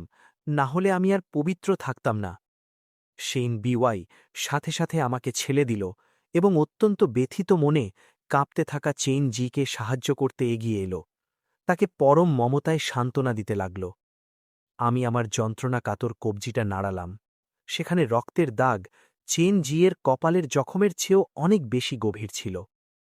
মাটিতে হাঁটু গেড়ে বসে থাকা সেই পুরুষ ও মহিলারা হঠাৎ দৌড়ে এলো। কাঁদতে কাঁদতে তারা আমার প্যান্টের পা ধরে টানতে লাগল। মিস্টার ফেং, আপনি তো আমাদের এটা করতে বলেছিলেন। দয়া করে আমাদের বাঁচান। আমি ভ্রু কুঁচকালাম। তাদের স্পর্শ এড়িয়ে আমি যখনই জিজ্ঞেস করতে যাব যে তারা কারা, তখনই শেন বিওয়াইয়ের রাগান্বিত কণ্ঠস্বর আমাকে থামিয়ে দিল। ফেং ইউয়ান, তোমার এত সাহস যে তুমি চেন জিকে ড্রাগ দিয়েছ? তুমি কি জানো না যে চেন জি কতটা দুর্বল? তুমি এত নিষ্ঠুর কি করে হতে পারো? তুমি কবে থেকে এত হিংস্র হয়ে গেলে? আমি হঠাৎ হো হো করে হেসে শুরু করলাম। আমি হেসেই চললাম। যে চোখের জল আমি এতক্ষণ আটকে রেখেছিলাম সে শেষমেশ বেরিয়ে এলো। তাহলে তোমার এখনও মনে আছে যে আমি আগে কেমন ছিলাম? এখন কি আমাকে ভালোবাসার জন্য তোমার আফসোস হচ্ছে? আমি শেন বিওয়াইয়ের পেছনে দাঁড়িয়ে থাকা চেন জির দিকে ইশারা করলাম। ও কি সত্যিই অসুস্থ, না নাটক করছে? শেন বিওয়াই, তুমি কি নিজের মনে মনে এটা জানো না? শেন বিওয়াইয়ের বুকটা আতঙ্কে ধরফড় করতে লাগল, কিন্তু সে তবুও জেদ ধরে থাকল। আমি জানি না তুমি কি বিষয়ে কথা বলছ। আমি আরও তীব্রভাবে হাসতে শুরু করলাম। হাসতে হাসতে আমার পিঠ নুয়ে গেল। আমি যখন শেষ পর্যন্ত সোজা হয়ে দাঁড়ালাম, আমার মুখ থেকে হাসির রেখা পুরোপুরি উধাও হয়ে গেছিল। ঠিক আছে, যদি তুমি মেনেই নাও যে এটা আমি করেছি, তবে ধরে নিলাম এটা আমিই করেছি। তুমি এবার আমার ওপর থেকে কিভাবে প্রতিশোধ নিতে চাও? আমাকে সরাসরি মেরেই ফেলো, আমার আর কিছু যায় আসে না। আমাকে এই অবস্থায় দেখে শেন বিওয়াইয়ের হৃদয়ে এক দম বন্ধ করা অস্থিরতা জেগে উঠল। সে আতঙ্কে চেন জিকে ঘুরে দাঁড়াতে সাহায্য করল এবং পেছনে একটি শীতল নির্দেশ রেখে গেল, দরজা লক করে দাও। চেন জিয়ের শারীরিক পরীক্ষা হওয়ার পর ওদের এবং এই সবাইকে বলো যেন আমাকে কৈফিয়ত দেয়। অ্যাসিস্ট্যান্ট কিছুটা ইতস্তত করে বলল, সিইও শেন, মিস্টার ফেইং এবং এই সবাইকে একসাথে বন্ধ রাখা কি নিরাপদ হবে? শেন বিওয়াই এক তাচ্ছিল্যের হাসি হাসল। ও একজন যুবক পুরুষ, আর তাছাড়া এই সব লোক তো ওই নিজেই এনেছিল, এতে নিরাপদ কি আছে?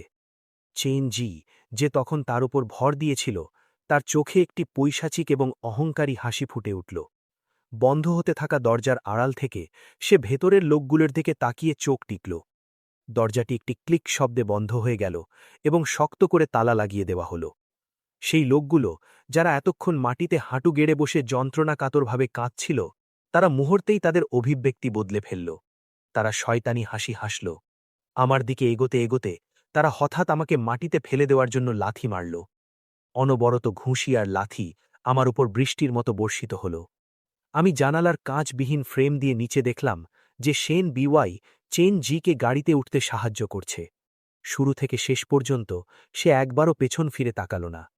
আমি হঠাৎ লড়াই করা বন্ধ করলাম এবং ওই ঠান্ডা ঘুষি আর জুতোর তলার আঘাতগুলো নিজের শরীরের ওপর সয়ে নিলাম। একজন লোক আমার চুল ধরে আমার মাথা দেওয়ালে ঠকল। ফাঁকা ফ্লোরে একটা ভোঁতা শব্দ প্রতিধ্বনিত হল। কেউ একজন তোমার ঋণ শোধ করার নির্দেশ দিয়েছে।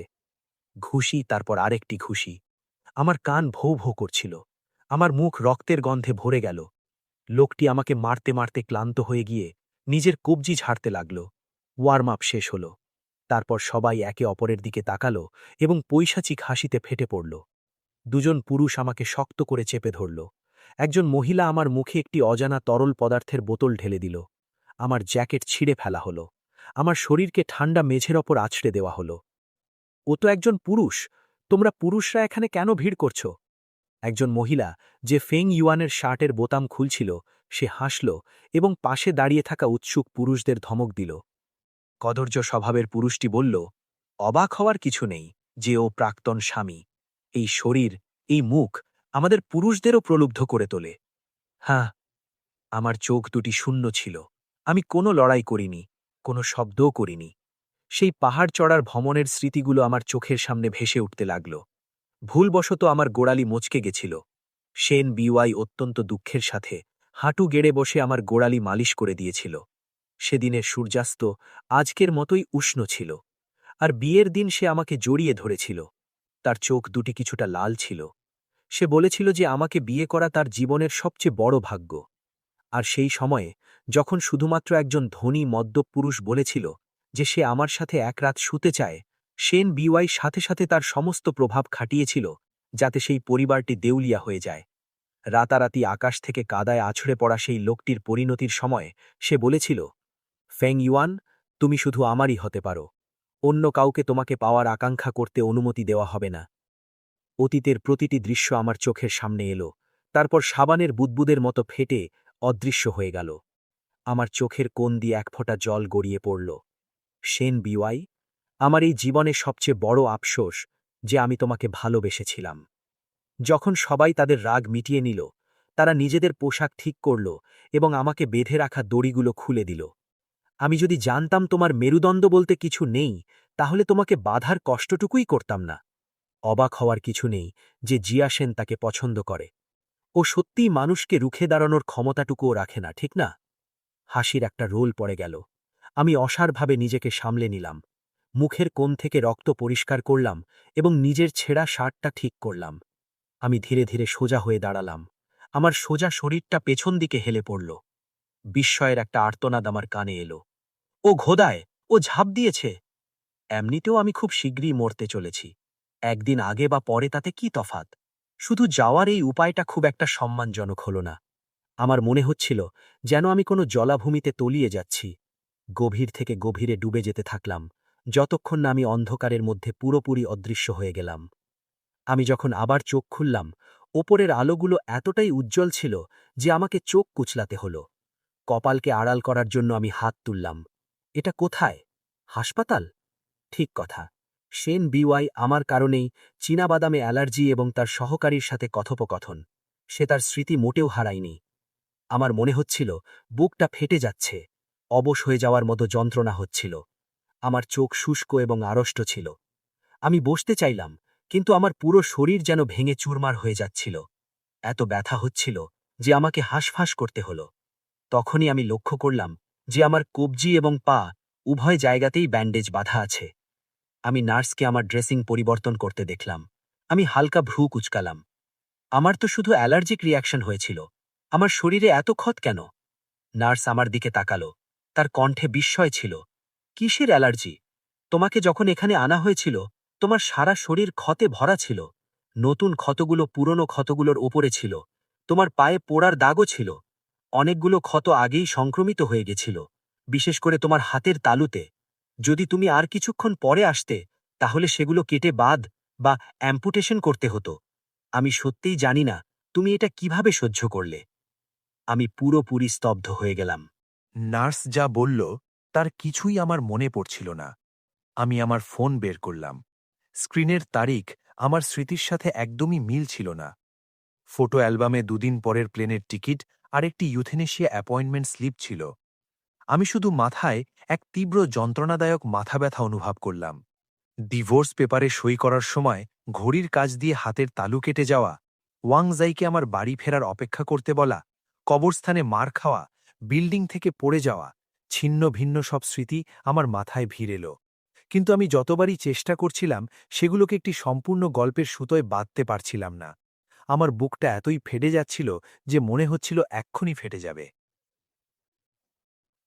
আমার স্মৃতিগুলো আগেই এলোমেলো হয়ে গেছিল। এটা আমাকে এটাও উপলব্ধি করালো যে আমার অসুস্থতা প্রত্যাশার চেয়েও অনেক দ্রুত খারাপের দিকে গেছে। হয়তো এক সপ্তাহ, হয়তো কাল, হয়তো পরের সেকেন্ডেই আমি সবকিছু ভুলে যাব। হাসপাতালের কেবিনের দরজা হঠাৎ সজোরে খুলে গেল। শেন বিওয়াই দ্রুত ভেতরে এলো এবং আমাকে শক্ত করে জড়িয়ে ধরল। তার চোখ ছিল লাল। তার চেহারার যন্ত্রণা এতই নিখুঁত ছিল যে সেটা অভিনয় মনে হচ্ছিল না। ফেংওয়ান, তোমার এত চোট কিভাবে লাগল? তার কণ্ঠস্বর কাঁপছিল, যেন গত কয়েকদিন ধরে সে এতটাই দুশ্চিন্তায় ছিল যে খেয়ালই করেনি আমি জখমে জর্জরিত ছিলাম। আমি জোর করে আমার হাত টেনে সরিয়ে নিলাম। নিজের মুখ আড়াল করলাম যাতে তার স্পর্শ এড়িয়ে চলতে পারি। আমার কণ্ঠস্বর ছিল বরফের মতো শীতল। নাটক কি শেষ হয়েছে? তোমার স্মৃতি ফিরে এসেছে? শেন বিওয়াইয়ের মুখ মুহূর্তে ফ্যাকাশে হয়ে গেল।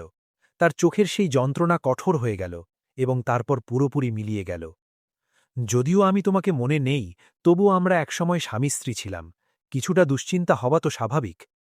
ঠিক তখনই চেনজি দরজার ফ্রেম ধরে ভেতরে ঢুকল। আমার ওপর তার নজরে পরিষ্কার আতঙ্ক ছিল। শেন বিওয়াই সাথে সাথে তার কাছে চলে গেল। তার কণ্ঠস্বর নরম হয়ে গেল। তোমার মাথায় এখনও আঘাত আছে। তুমি এখানে সেখানে কেন ঘুরে বেড়াচ্ছ? আমি টেস্টের রিপোর্ট নিতে বাইরে গিয়েছিলাম আর ফেংওয়ানকে দেখার জন্য একটু দাঁড়ালাম। আমি এক্ষুনি ফিরে যাব। চেনজিয়ের কণ্ঠ বিদ্ধ ছিল। থামুন। আমার হৃৎপিণ্ড যেন বসে গেল। তাহলে আমি ছিলাম কেবল এক ক্যাজুয়াল স্টপ? যদিও ফেংওয়ান সবসময় আমাকে ঘৃণা করেছে আর আমার সাথে খারাপ ব্যবহার করেছে, তবুও সে তোমার প্রাক্তন স্বামী। আমি তবুও তার অবস্থাটা দেখতে চেয়েছিলাম। চেনজি এক মুহূর্তের জন্য থামল, যেন তার হঠাৎ কিছু মনে পড়ল। তার চেহারায় এক ধাঁধার ভাব ছিল। কি অদ্ভুত ইত্তেফাক! এটা কিভাবে হলো যে যারা আমাকে কিডন্যাপ করেছিল তারা সবাই পালিয়ে গেল, আর ফেংওয়ানের শরীর হঠাৎ জখমে ভর্তি হয়ে গেল, যা দেখে তোমার খুব কষ্ট হচ্ছে? ইশারাটা একদম পরিষ্কার। শেন বিওয়াইয়ের মুখ সাথে সাথে কঠিন হয়ে গেল। আমার ওপর তার দৃষ্টি এখন কেবলই শীতল। আগের সেই যন্ত্রণা পুরোপুরি মিলিয়ে গেছিল। ফেংওয়ান, তুমি দায়ী হবার ভয় পাচ্ছ, তাই তুমি ওই লোকগুলোকে যেতে দিয়েছ, আর তুমি জানতো বুঝতে নিজেকে আঘাত করেছ, নিজেকে সেফটি নেটে ঝুলিয়ে রেখেছ, ঠিক আগের মতোই আমার মনোযোগ আকর্ষণ করতে। নইলে এটা এত বড় ইত্তেফাক কিভাবে হতে পারে? আমার মনে নেই চেনজি আর কি বলেছিল, কিন্তু শেন বিওয়াই তার সামান্য কয়েকটা কথাতেই আমাকে সন্দেহ করল। সে একসময় বলেছিল যে যাই হয়ে যাক না কেন সে সব সময় আমার পাশে থাকবে, আমাকে নিঃস্বার্থভাবে বিশ্বাস করবে। অথচ এখন সে আমার সারা শরীরের এই জখমগুলোকে স্রেফ অভিনয় মনে করছে, যাতে তার মনোযোগ আকর্ষণ করতে পারি। আমি ভেবেছিলাম আমার বুকটা ফেটে যাবে, কিন্তু আমার কাছে এটা শুধু অদ্ভুত আর হাস্যকর মনে হল। এই মুহূর্তে চেনজি হঠাৎ আমার পেশেন্ট গাউনের কলারের দিকে ইশারা করল। সে গলা উঁচু করে বলে উঠল, ওহ, এটা কি? সেন বিওয়াই সেদিকে তাকালো যেখানে সে ইশারা করেছিল। তার চোখের মণি সংকুচিত হয়ে গেল। ফেং ওয়ান, তার কণ্ঠস্বর বরফের মতো শীতল। এ কে? আমি মাথা নিচু করে আমার বুকের ওপর কালচে লাল দাগটা দেখলাম। ওটা একটা হিকি বা ভালোবাসার চিহ্ন, কিন্তু আমার বিন্দুমাত্র মনে নেই যে ওটা কোথা থেকে এলো। আমি শুধু এক তীব্র বিতৃষ্ণা অনুভব করলাম। সেন বিওয়াই হঠাৎ আমার ব্যান্ডেজ করা কবজিটা সজোরে চেপে ধরল। এত যন্ত্রণা হলো যে আমার শ্বাস আটকে গেল। আমি তোমাকে জিজ্ঞেস করেছি, ওই মেয়েটা কে? আমি জোর করে তার হাত সরিয়ে দিলাম। আমার কণ্ঠে ছিল চরম ক্লান্তি। সেন বিওয়াই, আমাদের ডিভোর্স হয়ে গেছে। তুমি চেনজির সাথে থাকতে পারো। আমার ব্যক্তিগত বিষয়ে তোমার মাথা ঘামানোর কোনো কথা নয়।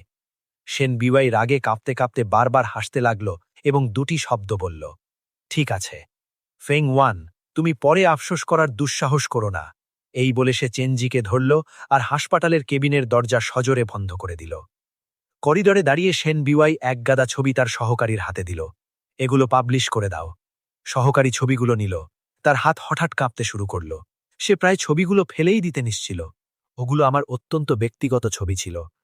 সিইও সেন, আপনি নিশ্চিত যে আপনি এটাই করতে চান? আমার ভয় যে পরে যখন আপনার স্মৃতি ফিরে আসবে, তখন মিস্টার ফেং, তিনি তো আর... সেন বিওয়াই তার কথা মাঝপথেই থামিয়ে দিল। তার কণ্ঠ ছিল কঠোর। তার কণ্ঠস্বর ছিল কঠোর। সে এখন চেনজির সাথে ডিল করছে। এটা শুধু এই কারণেই যে সে আমাকে খুব ভালোবাসে। আমি যাই করি না কেন, সে আমাকে ক্ষমা করে দেবে। সে আমার প্রতিটি কথা মেনে নেবে। তাছাড়া এটা এমন কিছু যা আমি অ্যামনেশিয়ার সময় করেছিলাম। সময় এলে আমি তাকে ভালোভাবে ক্ষতিপূরণ করে দেব। আমি চার্লসকে কথা দিয়েছিলাম যে তাকে একটা ব্যাখ্যা দেব। আমাকে কিছু একটা করতেই হবে। সে আবার তার অ্যাসিস্ট্যান্টকে তদন্ত করতে বলেছে যে আমি ইচ্ছাকৃতভাবে নিজেকে সেফটি নেটে ঝুলিয়েছিলাম এবং তাকে উস্কে দেবার জন্য নিজের শরীরে এত ক্ষত আর হিকি তৈরি করেছিলাম কিনা। যদিও মনে মনে সে আগেই বিশ্বাস করে নিয়েছিল যে আমি অন্য কোনো মহিলার সাথে ঘনিষ্ঠতার চিহ্নগুলো ফেক করেছি যাতে তার মনোযোগ পেতে পারি, কিন্তু ভেতরে ভেতরে তার তখনও সন্দেহ ছিল। তাকে এগুলো পুরোপুরি মুছে ফেলতে হতো, যাতে এটি তার ভবিষ্যৎ জীবনের ওপর প্রভাব না ফেলে। আমি শুধু তারই, সে ছাড়া আর কেউ আমাকে স্পর্শ করতে পারবে না। অ্যাসিস্ট্যান্ট কথা মেনে নিল এবং যাওয়ার জন্য তৈরি হল। হসপিটাল রুমে আমি তখনও গত কয়েকদিনের স্মৃতিগুলো জোড়া দেওয়ার চেষ্টা করছিলাম। আমি আমার ফোনের ফটো অ্যালবাম খুললাম। তার ভেতর সেই ছবিগুলো ছিল যা শ্যানজি গত কয়েকদিন ধরে অনবরত পাঠিয়ে যাচ্ছিল। শ্যানজি এক হাঁটু গেড়ে সেন বাই ওয়েকে প্রপোজ করছে। তারা একে অপরকে জড়িয়ে ধরছে এবং চুমু খাচ্ছে। এমনকি বিয়ের ছবিও ছিল। ব্যাকগ্রাউন্ডে সেই রোজ গার্ডেন ছিল যা আমি নিজে তৈরি করেছিলাম। সেন বাই ওয়ে একবার বলেছিল যে সে যখন ছোট ছিল সে সবসময় নিজের একটা রোজ গার্ডেন চেয়েছিল। তাই আমি আমাদের বিবাহ বার্ষিকীতে তার সামনে ফুলের সমুদ্র ফুটিয়ে তোলার জন্য 2 বছর সময় লাগিয়েছিলাম। তারপর সে আমাকে জড়িয়ে ধরেছিল। তার চোখ হাসিতে জ্বলজ্বল করছিল এবং বলেছিল যে জীবনে সে শুধু আমাকেই ভালোবাসবে। এই ফুলের সমুদ্র আমাদের ভালোবাসার প্রমাণ ছিল। ভালোবাসার কথাগুলো এখনও আমার কানে বাজছিল। ছবিগুলোতে প্রধান চরিত্রগুলো বদলে গিয়েছিল। আমি নীরবে আমার আঙুল স্ক্রিনের উপর ঘোরালাম এবং সেন বিবাইয়ের কন্ট্যাক্ট ব্লক ও ডিলিট করে দিলাম। যেই আমি আমার ফোনটা নিচে রাখলাম, স্ক্রিনটা হঠাৎ জ্বলে উঠল। একটি নিউজ নোটিফিকেশন পপ আপ হল। সিইও সেনের প্রাক্তন স্বামীর ব্যক্তিগত ছবি অনলাইনে ফাঁস হয়ে গেছে, যা 1 সেন্টে বিক্রি হচ্ছে। মুহূর্তের মধ্যে আমার রক্ত হিম হয়ে গেল। ওয়েবসাইটের হোম পেজে আমার সবথেকে ব্যক্তিগত ছবিগুলো দেওয়া হয়েছিল, যার শুরুর দাম ছিল 1 সেন্ট। শুধু সেন বাই ওয়ের কাছেই এই ছবিগুলো ছিল। সে এমনটা কিভাবে করতে পারল? আমার পুরো শরীর প্রবলভাবে কাঁপতে লাগল। সেন বাই ওয়ের শব্দগুলো আমার কানে বিস্ফোরণের মতো বাজতে লাগল। ফ্যাং ইউয়ান, তোমার প্রতিটি অংশ আমার কাছে সম্পদ। শুধু আমারই এটা দেখার অনুমতি আছে। অন্য মহিলাদের দিকে তাকাবে না। যদি অন্য কোনো মহিলা তোমার দিকে চোখ তুলে তাকায় তবে আমি পাগল হয়ে যাব। পার্টির সেই সময় এক মহিলা আমাকে নাচের জন্য আমন্ত্রণ জানিয়েছিলেন। সে আমাকে বাড়ি নিয়ে গিয়েছিল এবং পুরো 1 সপ্তাহ ধরে এক উন্মাদ অধিকার বোধের সাথে আমার সাথে জড়িয়েছিল। সেই উষ্ণ শব্দগুলো এখন বিষাক্ত ছুরির মতো এক এক করে আমার হৃদয়ে বিঁধছে। ছবিগুলোর নিচে অসংখ্য বাজে কমেন্ট ছিল। সেই নোংরা শব্দগুলো আঠালো হাতের মতো ছিল, যা আমাকে আবার সেই পরিত্যক্ত বিল্ডিংয়ের ছাদে টেনে নিয়ে যাচ্ছিল। আমার সম্মান ধুলোয় বিছে যাওয়া হয়েছিল। আমার চারপাশের মানুষের সেই ভয়ঙ্কর হাসিগুলো, হাড় কাঁপানো ধসা স্মৃতিগুলো হঠাৎ বমির মতো পরিষ্কার হয়ে গেল। ডিটেনশন সেন্টার, ওয়াংজির মৃত্যু, পরিত্যক্ত বিল্ডিং থেকে পড়ে যাওয়া। আমার অভিব্যক্তি ধীরে ধীরে শূন্য হয়ে গেল। অনেকক্ষণ পর আমি এক তিক্ত হাসি দিলাম। তাহলে আমি এখনও মরতে পারলাম না? পরের দিন ভোরবেলায় ডাক্তারের পরামর্শ উপেক্ষা করে আমি নিজের হাত থেকে আইভি নিডল খুলে ফেললাম এবং হাসপাতাল থেকে বেরিয়ে গেলাম। আমার চলে যাওয়ার আর মাত্র একদিন বাকি ছিল। যেহেতু আমি মরতে পারিনি, তাই কিছু জিনিসের শেষ হওয়াও জরুরি ছিল। আমি বাড়ি ফিরে এলাম। শেন বাইওয়ে আমার জন্য যেসব প্রেমের চিঠি লিখেছিল সেগুলো বের করলাম। সে আমাকে যেসব গিফট দিয়েছিল, আমাদের একসাথে তোলা ছবি, বিয়ের ছবি, আমাদের ভালোবাসার সাক্ষী, প্রতিটি জিনিস আমি বের করলাম, যাতে একটা পুরো ট্রাক ভরে গেল। আমি কাউকে বললাম যে এই সব জিনিস সমুদ্রে ফেলে দিতে। এখন শেন বাইওয়ে এবং আমার মধ্যে শুধু আমিই বেঁচে আছি। পরের দিন সূর্য ওঠার আগে আমি উঠলাম এবং লিভিং রুমের মাঝখানে একটা চুল্লি বসালাম। আমি আমার প্রিয় পেইন্টিংগুলো নিলাম, সেই বইগুলো যা আমি প্রায়ই পড়তাম, এক এক করে সেগুলোকে জ্বলন্ত আগুনে ফেলে দিলাম। কাল আমাকে চলে যেতে হবে। মনে হচ্ছিল যেন আমি আমার এই স্মৃতিগুলোকে নিজের আগেই পাঠিয়ে দিচ্ছি, যতক্ষণ না আগুন পুরোপুরি নিভে গেল। এখন শুধু একটা ছোট্ট ব্যাগ বাকি ছিল, যাতে কিছু ডকুমেন্টস এবং ওয়াংজির চিতাভস্ম ছিল। ঘরে এখন এমন কোনো জিনিস বাকি ছিল না যা আমার। ঘরের দরজাটা হঠাৎ সজোরে খুলে গেল। শেন বাইওয়ে এবং চেয়ে ভিতরে ঢুকল। আমি উদাসীনভাবে তাদের দুজনের দিকে তাকালাম। কি, কাল কি মিস্টার চেনের সাথে তোমার বিয়ে নয়? তুমি এখানে আবার কেন এসেছ? তোমার কি এই ঘরটা নিজের বাসর ঘর হিসাবে চাই? আমি এখনই চলে যাচ্ছি। আমার শীতলতা একটা ধারালো সূচের মতো সরাসরি শেন বাইওয়ের হৃদয়ে বিঁধল, যার ফলে সে এক অদ্ভুতভাবে বিরক্ত হয়ে গেল। চেনজির জিনিসপত্র আমার হাতে তুলে দাও। তার কণ্ঠস্বর ছিল বরফের মতো ঠান্ডা। ওগুলোই আমরা কাল বিয়ের জন্য ব্যবহার করব। চেনজি শব্দ করে আমার সামনে হাঁটু গেড়ে বসল। তার কণ্ঠস্বর কাঁপছিল। ফ্যাং ইউয়ান, আমি জানি তুমি আমাকে ঘৃণা করো, কিন্তু শেন বাইওয়ে এখন আমাকে ভালোবাসে। তুমি আগে আমার সাথে যাই করেছ, আমি সে বিষয়ে কোনো প্রশ্ন তুলব না। দয়া করে এটা দেখো যে আমার কাছে বেঁচে থাকার জন্য বেশি সময় নেই। আমার জিনিসপত্রগুলো ফেরত দাও। আমার বাবা আমার জন্য শুধু এই একটা স্মৃতি রেখে গিয়েছিলেন। আমি হঠাৎ বিদ্রূপ করলাম। শেন বাইওয়ে স্মৃতি হারানোর নাটক করছে, আর চেনজি অসুখের নাটক করছে। কি অদ্ভুত জোড়া! তুমি কি বিষয়ে কথা বলছো আমি জানি না। তোমার জিনিসপত্র আমি কখনো দেখিনি। চেনজি ভয় পেতে পেতে এগিয়ে এলো। তার কণ্ঠস্বর কান্নায় ভেজা ছিল। প্লিজ, এগুলো সেই সব যা তোমার লোকেরা সেদিন নিয়েছিল যখন তুমি আমাকে অপহরণ করেছিলে। প্লিজ, এগুলো আমাকে ফেরত দাও। সেনবাইময় কৃপদিগন্তভাবে চেনজিকে উঠতে সাহায্য করল। তার দৃষ্টিভঙ্গি ছিল পুরোপুরি শীতল। সে আমাকে ঘৃণার সাথে দেখল। সে তোমার কাকুতি মিনতি পাওয়ার যোগ্য নয়। এই বলে সে সরাসরি সোফা থেকে সেই ছোট্ট ব্যাগটি ছিনিয়ে নিল। সে এর ভেতরের সবকিছু মেঝেতে ফেলে দিয়ে বলল, এখন আমার এগুলোর প্রয়োজন নেই। আমার আতঙ্কে ভরা চিৎকার আমার গলার ভেতরেই আটকে গেল। ওয়াংজির ভস্মাথার টাইলস করা মেঝেতে পড়ে গেল। এক মটমট শব্দে ওটা চুরমার হয়ে গেল। কিছুটা ছাই সাদা সিরামিকের টুকরোগুলোর মধ্যে ছড়িয়ে পড়ল। আমি ওয়াংজিকে কথা দিয়েছিলাম যে আমি তাকে নিজের সাথে নিয়ে যাব, কিন্তু এখন আর কিছুই অবশিষ্ট নেই। কিছুই না। আমি কাঁপতে কাঁপতে হাঁটু গেড়ে বসলাম। আমার আঙুলগুলো ছায়ের স্তূপকে স্পর্শ করতে যাচ্ছিল। চেনজি হঠাৎ জোরে চিৎকার করে উঠল। ছড়িয়ে ছিটিয়ে থাকা জিনিসগুলোর মধ্যে হাতড়ে সে একটা জেড পেন্ডেন্ট পেল, যা কয়েক টুকরো হয়ে ভেঙে গিয়েছিল। সে তার পা জোরে ছায়ের স্তূপের উপর রাখল এবং দুবার মারিয়ে দিল। তক্ষুনি সে আমার উপর ঝাঁপিয়ে পড়ল। কোনো পাগলের মতো ঘুষি আর লাথি মারতে লাগল, কিন্তু আমি ছিলাম জ্ঞানহীন কোনো ব্যক্তির মতো। আমার দৃষ্টি মাটির দিকে স্থির ছিল। সেই ছাইগুলো আর দ্বিতীয়বার সংগ্রহ করা সম্ভব ছিল না। শেন বাইওয়ে চেনজিকে পেছনে টেনে নিল। সে মাটিতে পড়ে থাকা জেট পেন্ডেন্টের দিকে ইশারা করে আমাকে প্রশ্ন করল। দরকারি গলায় বলল, তোমার কাছে কি অস্বীকার করার মতো এখন কিছু বাকি আছে? চেনজির মুখে দুঃখের ছাপ ছিল। বিষাক্তভাবে বলল, একে আমার বাবার পাপের প্রায়শ্চিত্ত করার জন্য একদিন তাদের কবরের সামনে হাঁটু গেড়ে বসে থাকতে দাও। শেন বাইওয়ে এক মুহূর্তের জন্য ইতস্তত করল। অবশেষে সে মাথা নাড়ল। আমার মুখ দিয়ে এক হতাশা মাছা চিৎকার বেরোল। আমার রক্তাভ চোখ দিয়ে শেন বাইওয়ের দিকে তাকালাম। সে আমার সবকিছু ধ্বংস করে দিয়েছিল। আমাকে শারীরিক এবং মানসিকভাবে ক্লান্ত করে দিয়েছিল। এখন শেষ যার জন্য আমি কেয়ার করতাম, তাও কেড়ে নেওয়া হলো। ফিস করে বললাম, এই জীবনে আমার সবচেয়ে বড় অনুশোচনা হল শেন বাইওয়ের সাথে দেখা হওয়া। শেন বাইওয়ের বুক হঠাৎ কেঁপে উঠল, কিন্তু সে তক্ষুনি সেই অদ্ভুত অনুভূতি চেপে দিল। যেই সে ঘুরল, সে একটা কথা বলল। শীতলভাবে বলল, এটা শীঘ্রই শেষ হয়ে যাবে। আমি আমার মাথা নিচু করলাম। আমার কণ্ঠস্বর ধোঁয়ার মতো হালকা ছিল। নরমভাবে বললাম, হ্যাঁ, সবকিছু শীঘ্রই শেষ হয়ে যাবে। শেন বাইওয়ে আমার কথার মানে বুঝতে পারল না। যেই সে আরও কিছু জিজ্ঞাসা করতে যায়, চেনজি তাকে পেছনে টেনে নিল। জরুরিভাবে বলল, বাইওয়ে, বিয়ের জন্য এখনও অনেক কিছু বাকি। চলো দ্রুত করি। শেন বাইওয়ে এবং চেনজি চলে যাওয়ার কিছুক্ষণ পর চেন ফিরে এলো। সে তাকে তার বাবা মায়ের কবরের কাছে টেনে নিয়ে গেল। কয়েকজন বডিগার্ড আমাকে তুলতে সাহায্য করল। তারা আমাকে একটা বস্তার মতো টেনে নিয়ে গিয়ে দুটি কবরের সামনে ফেলে দিল। চেনজি তার চামড়ার জুতোর ডগা দিয়ে আমার চিবুক তুলল। তার চোখ ছিল বিষাক্ত। আমি এত বছর ধরে বাইওয়েকে ভালোবেসেছি। তুমি আসতেই কেন তাকে আমার কাছ থেকে কেড়ে নিলে? একটা মুহূর্তও এমন যায়নি যখন আমি তোমাকে প্রাণ থেকে মেরে ফেলতে চাইনি। এখন আমার সামনে মাথা নত করো। বলো যে তুমি একজন বদমাইশ, নয়তো আমি তোমার বাবা মায়ের কবর খুঁড়ে ফেলব এবং তাদের হাড় গুঁড়ো গুঁড়ো করে দেব। আমার চোখের মণি হঠাৎ সংকুচিত হয়ে গেল। আমার গলা থেকে এক ভাঙা মিনতি বেরোল। প্লিজ, করো না। আমার কপাল ঠান্ডা পাথরের ওপর সজোরে আছড়ে পড়ল। গুজগুজ করে বললাম, আমি একজন বদমাইশ। আবারও গুজগুজ করে বললাম, আমি একজন বদমাইশ। টানা 2 ঘন্টা মাথা নত করার কারণে আমার মাথা ফেটে গেল এবং রক্ত পড়তে লাগল। ক্লান্ত হয়ে আমি মাটিতে লুটিয়ে পড়লাম। চেনজি একটি বিজয়ীর হাসি হেসে বলল, আমি আমার সিদ্ধান্ত বদলে ফেলেছি। তোমার বাবা মায়ের কবর খুঁড়ে ফেলাটা অনেক বেশি মজার হবে। দয়া করে এমন করো না। আমার মুখ রক্ত আর ফেনার মিশেলে ভরে গিয়েছিল। তোমার বাবার স্মৃতিচিহ্ন, রেলিক, আমি সত্যিই সেটার ব্যাপারে জানি না। চেনজি ঘৃণার সাথে বিদ্রূপ করল।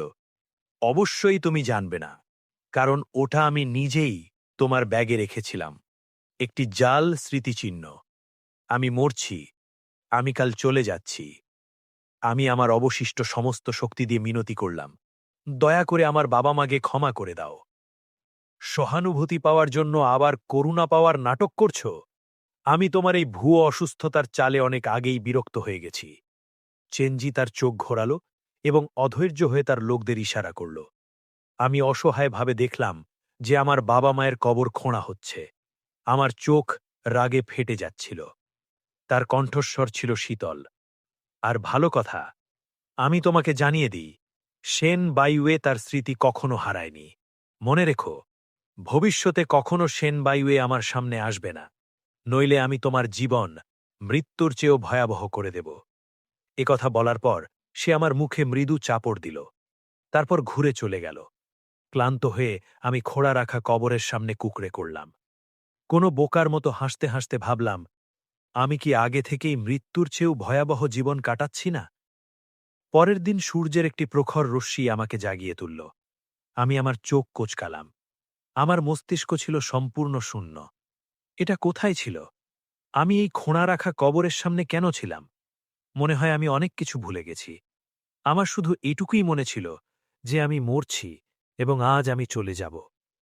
একটি অদ্ভুত অন্তর্দৃষ্টির সাহায্যে আমি টলমল পায়ে বাড়ি গেলাম। আমার নথিপত্র আর ফোন নিলাম এবং এয়ারপোর্টের জন্য ট্যাক্সি ভাড়া নিলাম। গাড়িটি একটি অত্যন্ত বিলাসবহুল বিয়ের শোভাযাত্রার পাশ দিয়ে যাচ্ছিল। গাড়ির জানালা দিয়ে আমার নজর বিয়ের গাড়িতে বসে থাকা এক মহিলার ওপর পড়ল। তারপর গাড়িটি দ্রুত এগিয়ে গেল। আমি তাকে চিনতাম না, কিন্তু আমার ভেতরে ঘৃণার এক অদ্ভুত অনুভূতি তৈরি হল। ট্যাক্সি ড্রাইভার একটি দীর্ঘশ্বাস ফেলল। এটি আমাদের শহরের শেন গ্রুপের সিইও শেন বাইওয়ের দ্বিতীয় বিয়ে। লোকে বলে যে সে আর তার প্রাক্তন স্বামী একসময় একে অপরের প্রেমে পাগল ছিল। কে জানে এই ভালোবাসার গল্প আর কতদিন চলবে? প্লেন উড়ান দিল। আমি নিচে শহরটিকে ছোট থেকে আরও ছোট হতে দেখলাম।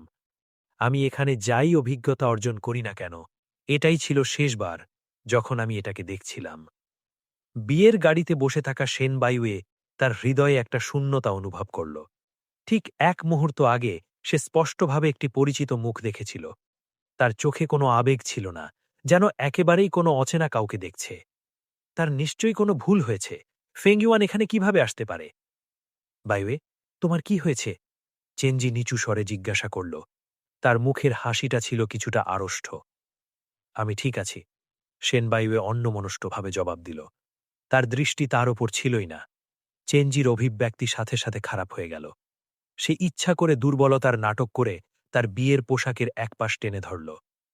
আমি খুব চিন্তিত। আমার মাথাটাও একটু ঘুরছে। সাধারণত এমন ছোটখাটো আচরণ শেন বাইওয়েকে তক্ষণই তার জন্য অস্থির করে তুলত, কিন্তু আজ সে শুধু হালকাভাবে মাথা নাড়ল। শুধু আর একটু চেষ্টা করো, এটা দ্রুত শেষ হয়ে যাবে। চেনজি রাগে দাঁত কিরকির করল। তার বুকে প্রচণ্ড রাগ জমে গেল। এটা নিশ্চয়ই সেই অধম ফেংইউয়ান হবে। যদিও সে এখানে নেই, তবুও সে বিয়ের অনুষ্ঠান নষ্ট করতে চায়। এখন কি কোণে দয়া করে তার বিয়ের শপথ পড়বেন? এমসির কণ্ঠস্বর ভেসে উঠল। মিস শেনবাইওয়ে, আপনি কি মিস্টার চেনজিকে আপনার স্বামী হিসাবে কবুল করছেন? এর পরের শব্দগুলো যাই হোক না কেন, শেনবাইওয়ে একটি শব্দও শুনতে পেল না। তার চোখের সামনে সবকিছু অস্পষ্ট হয়ে যাচ্ছিল। শুধু তার স্মৃতির একটি বিয়ে পরিষ্কার হয়ে উঠছিল। তার ফেং ইউয়ান একটি শার্প স্যুট পরে হাসতে হাসতে তার দিকে এগিয়ে আসছে। তার চোখের উজ্জ্বলতা আকাশের 10,000 তারার চেয়েও বেশি প্রখর ছিল। তার মনে রইল সেই সময় সে ফুপিয়ে ফুপিয়ে কাঁদছিল। তাকে জোরে আঁকড়ে ধরে প্রতিটি শব্দ স্পষ্ট বলছিল, ফেং ইউয়ান, জন্ম থেকে মৃত্যু পর্যন্ত তোমাকে ভালোবাসা হলো এমন একটি জিনিস যেটা আমি কখনো ভুলব না। তার সামনে দাঁড়িয়ে থাকা চেনজি ধীরে ধীরে তার স্মৃতির সেই চেহারার সাথে মিশে যেতে লাগল। সেনবায়ুয়ের চোখে মমতা ভরে গেল। তার কণ্ঠস্বর আবেগে কাঁপছিল। সে হঠাৎ বলে উঠল, ফেং ইউয়ান, আই ডু। সেই জায়গাটি সাথে সাথে নিস্তব্ধ হয়ে গেল। তারপর তক্ষুনি দর্শকদের মধ্যে গুঞ্জন শুরু হল। সে কার নাম নিল? Feng yuan? ফেং ইউয়ান নামটাই তো বলল, তাই না? হে ভগবান, এটা একটা বিয়ে আর সে তার প্রাক্তন স্বামীর নাম ধরে ডাকল। সে কি পাগল? আমি তোমাকে বলেছিলাম সিইও শেন বাইওয়ে কিভাবে ফেং ইউয়ানকে ভুলে যেতে পারে। ফেং ইউয়ান তাদের ভালোবাসার জন্যে নিজের প্রাণ দিতেও প্রস্তুত ছিল। এটা কে না জানে? চেনজির মুখ দেখো, এটা পুরো ফ্যাকাশে হয়ে গেছে। এখন একটা ভালো তামাশা দেখতে পাওয়া যাবে। এই বিয়ে কি আদেও এগোবে? সে হয়তো শীঘ্রই ওই চেনজিকে ডিভোর্স করে দেবে। তারপর ফেং ইউয়ানের সাথে আবার বিয়ে করে নেবে। চেনজির মুখ রাগে আর লজ্জায় বদলে যাচ্ছিল। সে নিজের মুষ্টি শক্ত করে বন্ধ করেছিল। শক্ত করে ধরার কারণে সেগুলোর রং ফ্যাকাশে হয়ে গিয়েছিল। তার চোখের গভীরে একটি হিংস্র আক্রোশ ফুটে উঠছিল। ফেং ইউয়ান, আমি তোমাকে নিশ্চয়ই মেরে ফেলব। এমসি দুটো ফ্যাকাশে হাসি হেসে দ্রুত পরিস্থিতি সামলানোর চেষ্টা করে বললেন, মিস সেন বোঝাতে চেয়েছেন যে তিনি মিস্টার চেনজির সাথে সকাল থেকে সন্ধ্যা পর্যন্ত থাকতে প্রস্তুত। এই ভালোবাসার জন্যে শব্দের প্রয়োজন নেই, কতই না রোম্যান্টিক। কিন্তু সবাই জানত শেন বাইওয়ে ফেং ইউয়ানের নাম ধরে ডেকেছিল। মানুষের গুঞ্জন আর কানাঘুষি তার কানে কোনো ঢেউয়ের মতো আছড়ে পড়ছিল। শেন বাইওয়ে হঠাৎ হুঁশ ফিরে পেল। তক্ষুনি সে একটা ধাক্কা খেল এবং বুঝতে পারল যে সে একটা মস্ত বড় ব্লান্ডার করে ফেলেছে এবং সে ভুল করে চেনজিকে ফেং ইউয়ান ভেবে নিয়েছিল। সে চেনজির ফ্যাকাশে মুখের দিকে তাকাল। তার কণ্ঠে ছিল, আমাকে ক্ষমা করে দাও। চেনজি জোর করে একটা হাসি দিল। তার আঙুলগুলো তার প্যান্টের সেলাইয়ের মধ্যে দেবে যাচ্ছিল। সব ঠিক আছে বাইবে, আমি তোমাকে বুঝি। শুধু সে নিজেই জানত যে সে রাগে নিজের দাঁত কিড়কিড় করছিল। পরবর্তী আচার অনুষ্ঠানগুলো একটা অদ্ভুত পরিবেশে এগিয়ে চলল এবং শীঘ্রই শেষ হয়ে গেল। যেই তারা লাউঞ্জে প্রবেশ করল, চেনজির চোখ লাল ছিল এবং তার কণ্ঠস্বর ভারী হয়ে গেছিল। বাইওয়ে, আজকের বিয়ে আমার ভাবনার থেকে অনেক আলাদা ছিল। আমি জানি যে ফেং ইউয়ান এখনও তোমার মনে আছে, কিন্তু আজ আমাদের গুরুত্বপূর্ণ দিন। শেন বাইওয়ে যন্ত্রণায় নিজের মাথা চেপে ধরল। আমি আগেই বলে দিয়েছি যে আমি দুঃখিত। তুমি জানো যে আমার কাছে বেশি সময় বাকি নেই। চেনজি আত পা এগিয়ে এলো। তার কণ্ঠস্বর প্রায় মিনতি করার মতো ছিল। বাইওয়ে, আমার ইচ্ছা পূরণ হওয়া থেকে মাত্র এক ধাপ দূরে। আমরা কি আমাদের বিয়ে রেজিস্টার করতে যাব? একবার সার্টিফিকেট পেয়ে গেলে আমার বাবার শেষ ইচ্ছা এবং আমার নিজের ইচ্ছা পূর্ণ হবে। যখন আমাদের কাছে ওই কাগজ থাকবে, আমি নিজে থেকেই তোমাকে ডিভোর্স করে দেব এবং তোমাকে কখনো বিরক্ত করব না। প্লিজ। শেন বাইওয়ে ওপরের দিকে তাকাল। তার চোখ ছিল বরফের মতো শীতল। চেনজি, এবার যথেষ্ট হয়েছে। এর চেয়ে বেশি আশা করো না। আমি যা করতে পারতাম তা আমি আগেই করে দিয়েছি। চেনজি তার জায়গায় স্থির হয়ে গেল। সে আগে কখনো শেনবাইওয়েকে এমন সুরে কথা বলতে শোনেনি। ব্যাস, শেনবাইওয়ে তাকে মাঝখানেই থামিয়ে দিল।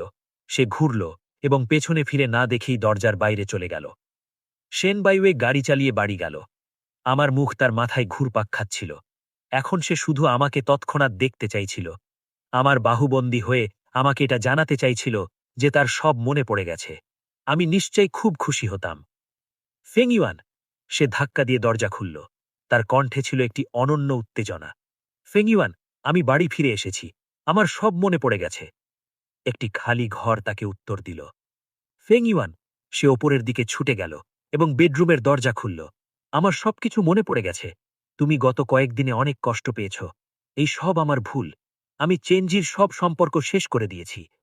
তবুও কেউ কোনো উত্তর দিল না। সেনবায়ুয়ের মন ধীরে ধীরে বিষণ্ণ হয়ে গেল। সে প্রতিটি ঘর, প্রতিটি কোণ তন্ন তন্ন করে খুঁজল। সেখানে কেউ ছিল না। আমি চলে গিয়েছিলাম। আমার জামা কাপড়, বইপত্র, রেজার, আমার প্রতিটি চিহ্ন মুছে ফেলা হয়েছিল, যেন আমি কখনো এখানে ছিলাম না। তার ফোন কানেক্ট হচ্ছিল না। উইচ্যাটও ব্লক ছিল। সে সোফার ওপর আছড়ে পড়ল। হঠাৎ তার সেই চেহারার কথা মনে পড়ল, যেটা সে বিয়ের গাড়িতে থাকা সময় সামান্য সময়ের জন্য দেখেছিল। তার চোখে কোনো আবেগ ছিল না, যেন কোনো অগন্তুককে দেখছে। ওটা কোনো হলুসিনেশন ছিল না, ওটা আমিই ছিলাম। কিন্তু আমি সেখানে কেন ছিলাম, আর আমাকে চলে যেতেও কেন হলো? এটা কি আজকের বিয়ের কারণে হলো? কিন্তু ততক্ষণে তো সে তার স্মৃতিশক্তি হারিয়ে ফেলেছিল। তার উচিত ছিল তার জন্য অপেক্ষা করা। সেনবায়ুয়ের পেছন থেকে চেনজির দুর্বল কণ্ঠস্বর ভেসে এলো। সেনবায়ুয়ে তার মাথা ঘোরাল না। চেনজি ধীরে ধীরে তার কাছে এলো। তার চোখ লাল ছিল। বায়ুই, তুমি চলে এলে কেন? বিয়ে শেষ হতেই সমস্ত অতিথিরা কানাঘুষি করছে যে তুমি শুধু আমার সাথে লোক দেখানো অভিনয় করছ। তুমি কি শুধু এক রাতের জন্যে আমার সাথে ফিরে যাবে? নয়তো আমি জানি না আমি সবার মুখোমুখি কিভাবে হব। অন্তত আমাদের একটি সত্যিকারের বিবাহিত দম্পতির মতো দেখতে লাগুক, যদিও সেটা শুধু এক রাতের জন্যেই হয়। সে আশার সাথে তার দিকে তাকাল, কিন্তু সেনবায়ুয়ে চুপ রইল। আমার মুখ তার মাথায় ঘুরপাক খাচ্ছিল। সে কোথায় গেল, আর তাকে যেতেও কেন হলো? এটা কি আজকের বিয়ের কারণে হলো? কিন্তু ততক্ষণে তো সে তার স্মৃতিশক্তি হারিয়ে ফেলেছিল। তার উচিত ছিল তার জন্যে অপেক্ষা করা। চেনজি দেখল যে সে কোনো উত্তর দিচ্ছে না। সে ইচ্ছা করে দুবার কাশল এবং হালকা করে তার হাত স্পর্শ করল। বাইওয়ে, তুমি কি আমার কথা শুনছ? সেনবায়ুয়ের শূন্য সেনবায়ুয়ে শূন্য দৃষ্টিতে ওপরের দিকে তাকাল। তুমি এখন কি বললে? আমার খেয়াল ছিল না। চেনের মুখ সাথে সাথে লাল হয়ে গেল। লজ্জা তার হৃদয়কে আষ্টপৃষ্ঠে জড়িয়ে ধরল। সে এক দীর্ঘশ্বাস নিল। তার কণ্ঠে উত্তেজনা ছিল। বায়ুয়ে, আসলে তোমার হয়েছেটা কি? যখন থেকে বিয়ে শুরু হয়েছে তুমি অন্যমনস্ক হয়ে আছো। এটা কি ফেং ইউয়ানের সাথে যুক্ত? ওই নামটা শুনতেই সেনবায়ুয়ের শরীর হঠাৎ শক্ত হয়ে গেল। তার কণ্ঠস্বর কাঁপছিল। ফেং ইউয়ান চলে গিয়েছে। চেন মনে মনে খুব খুশি ছিল, কিন্তু বাইরে থেকে সে দুশ্চিন্তার নাটক করল। চলে গিয়েছে? এমনটা কি করে হতে পারে? তার সব জিনিসপত্রও চলে গিয়েছে।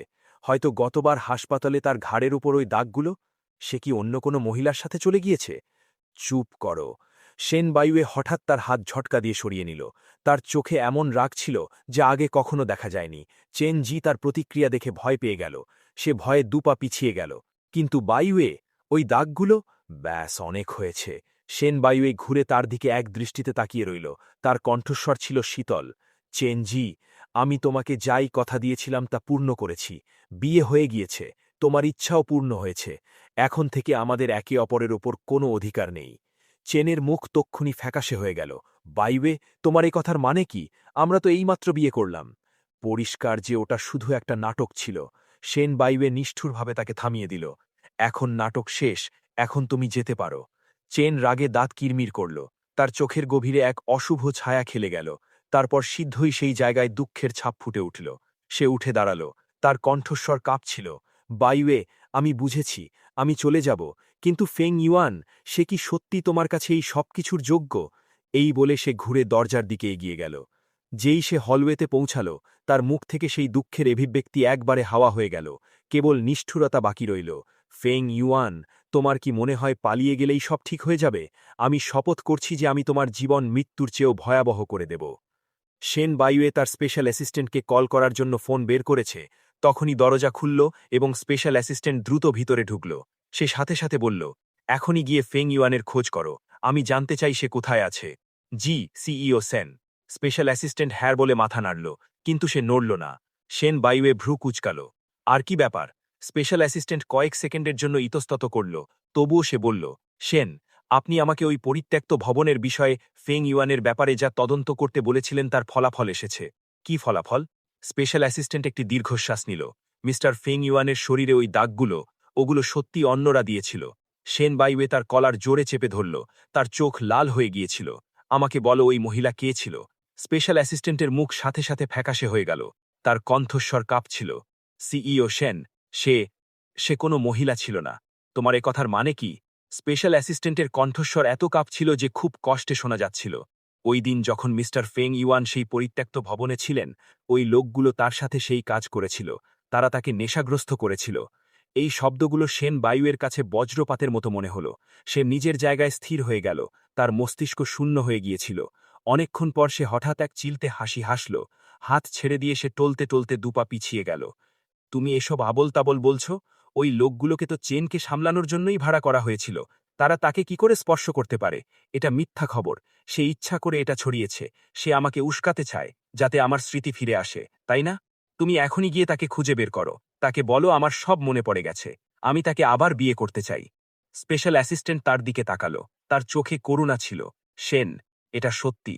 ওই দিন কাকতালীয়ভাবে কেউ ওই পরিত্যক্ত ভবনের পাশে ড্রোন ওড়াচ্ছিল এবং সে পুরো দৃশ্যটি রেকর্ড করে নিয়েছে। আমি আগেই আসল ভিডিওটি সংগ্রহ করেছি। বাকি সব কপি মুছে দেওয়া হয়েছে। সে একটি কালো ইউএসবি ড্রাইভ এগিয়ে দিল। আপনি কি এটা এখনই দেখতে চান, নাকি আমি এটা মুছে দেব? সেন বায়ুয়ের মস্তিষ্ক শূন্য ছিল।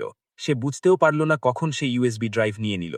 যখন তার হুঁশ ফিরল, সেই শীতল অনুভূতি ততক্ষণে তার হাতের তালুতে শক্তভাবে ধরা ছিল। সে কম্পিউটারের সামনে পাথরের মতো স্থির হয়ে বসে রইল। কয়েকবার সে ইউএসবি লাগানোর জন্য হাত বাড়াল, কিন্তু তার আঙুলগুলো ভীষণভাবে কাঁপছিল, বারবার পিছিয়ে আসছিল। স্পেশাল অ্যাসিস্ট্যান্টের ওই অভিশপ্ত শব্দগুলো তার মাথায় ঘুরছিল। তারা তাকে নেশাগ্রস্ত করেছিল। সে এটা কল্পনাও করতে সাহস পাচ্ছিল না যে যখন সে নিজের চোখে ওই দৃশ্য দেখবে, তখন তার কি দশা হবে। অবশেষে সেন বায়ুয়ে একটি দীর্ঘশ্বাস নিল এবং ইউএসবি প্লাগ করল। ভিডিও স্ক্রিনটি খোলার সাথে সাথে দেখা গেল যে সেটি ছিল একটি ভাঙা জানালা দিয়ে রেকর্ড করা সেই পরিত্যক্ত ভবনের ভিতরের দৃশ্য। ফেং ইউয়ানের পোশাক তারা নির্মমভাবে ছিঁড়ে ফেলেছিল। সেন বায়ুয়ে টেবিলের কোণটি শক্ত করে ধরে ফেলল। এত জোরে চেপে ধরার কারণে তার আঙুলের গাঁটগুলো সাদা হয়ে গিয়েছিল। স্ক্রিনে দেখা গেল আমি ফেং ইউয়ান হঠাৎ ধস্তাধস্তি করা বন্ধ করে দিয়েছি। আমার দৃষ্টি জানালার ওপারে নিচের দিকে স্থির হয়ে গেল। আমার চোখের জ্যোতি ধীরে ধীরে নিভে গেল। অবশেষে এটা শূন্য এবং প্রাণহীন হয়ে গেল। সেন বায়ুয়ের চোখ রাগে ফেটে পড়ল। তার মনে হচ্ছিল যেন কেউ তার হৃদয়কে পিষে ফেলছে। সে নিজেকে ভিডিওটি দেখতে বাধ্য করল। ওই পশুদের এক এক করে আমার দিকে ঝাঁপিয়ে পড়তে দেখল। আমি একটি প্রাণহীন পুতুলের মতো ছিলাম, যে তাদের অত্যাচার করতে দিচ্ছিল। আমার চোখে জীবনের কোনো চিহ্ন বাকি ছিল না। ভিডিওর শেষে আমি ধীরে ধীরে আমার ছেঁড়া পোশাকগুলো ঠিক করলাম। তারপর জানালার ওপরে পেছন দিকে পড়ে গেলাম। নিচের তলার সেফটি নেটে গিয়ে পড়লাম।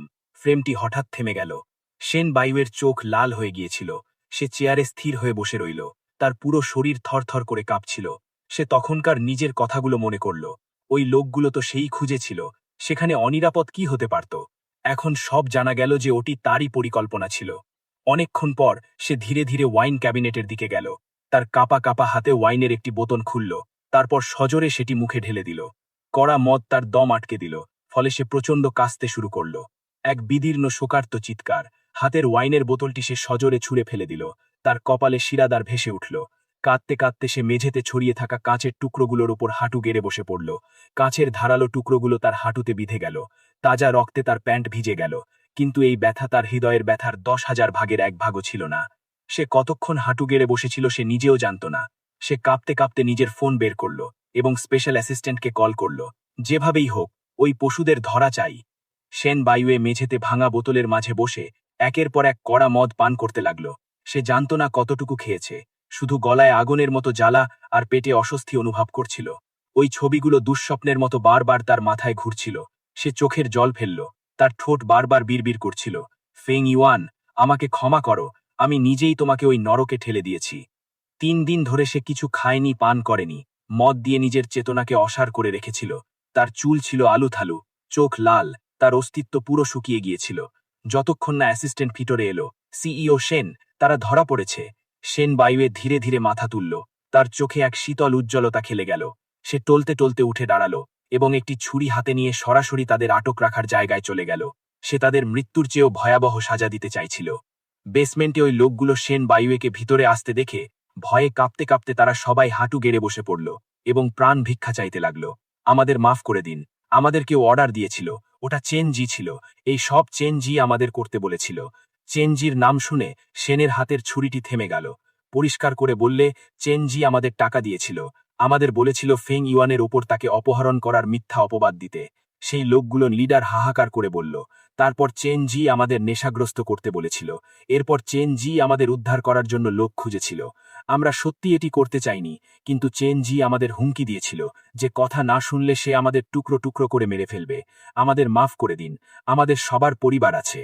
সেনের হাতের শিরাগুলো রাগে ফুলে উঠল। সে শক্ত করে ছুরিটি ধরেছিল, তার চোখে খুনের নেশা পরিষ্কার দেখা যাচ্ছিল। এক মুহূর্তের মধ্যে সে ঘুরল এবং বেসমেন্ট থেকে বেরিয়ে এলো। নিজের ফোন তুলে চেনজিকে কল করল। তার কণ্ঠস্বর ছিল ভয়ঙ্করভাবে শান্ত। চেনজি, এখানে এসো। ফোনের ওপারে চেনজি সেনবায়ুয়ের কণ্ঠস্বর শুনল। তার হৃদয়ে খুশির এক ঢেউ খেলে গেল। এটা ভেবেছে সে তার সিদ্ধান্ত বদলে ফেলেছে। সে সাথে সাথে রাজি হয়ে গেল। আধ ঘন্টা পর চেন অত্যন্ত পরিপাটিভাবে তৈরি হয়ে সেনবায়ুয়ের বাড়িতে পৌঁছল। বায়ুয়ে? সে লিভিং রুমে ঢুকল। সোফায় বসে থাকা সেনবায়ুয়েকে দেখে তার মুখে বিষণ্ণতা ছিল। আমি আমার মালপত্র গুছাচ্ছি। আমি শীঘ্রই চিকিৎসার জন্য বিদেশে চলে যাচ্ছি, যেমনটা কথা দিয়েছিলাম। যদিও আমি তোমাকে ছেড়ে যেতে চাই না, কিন্তু আমি আমার কথা অবশ্যই রাখব।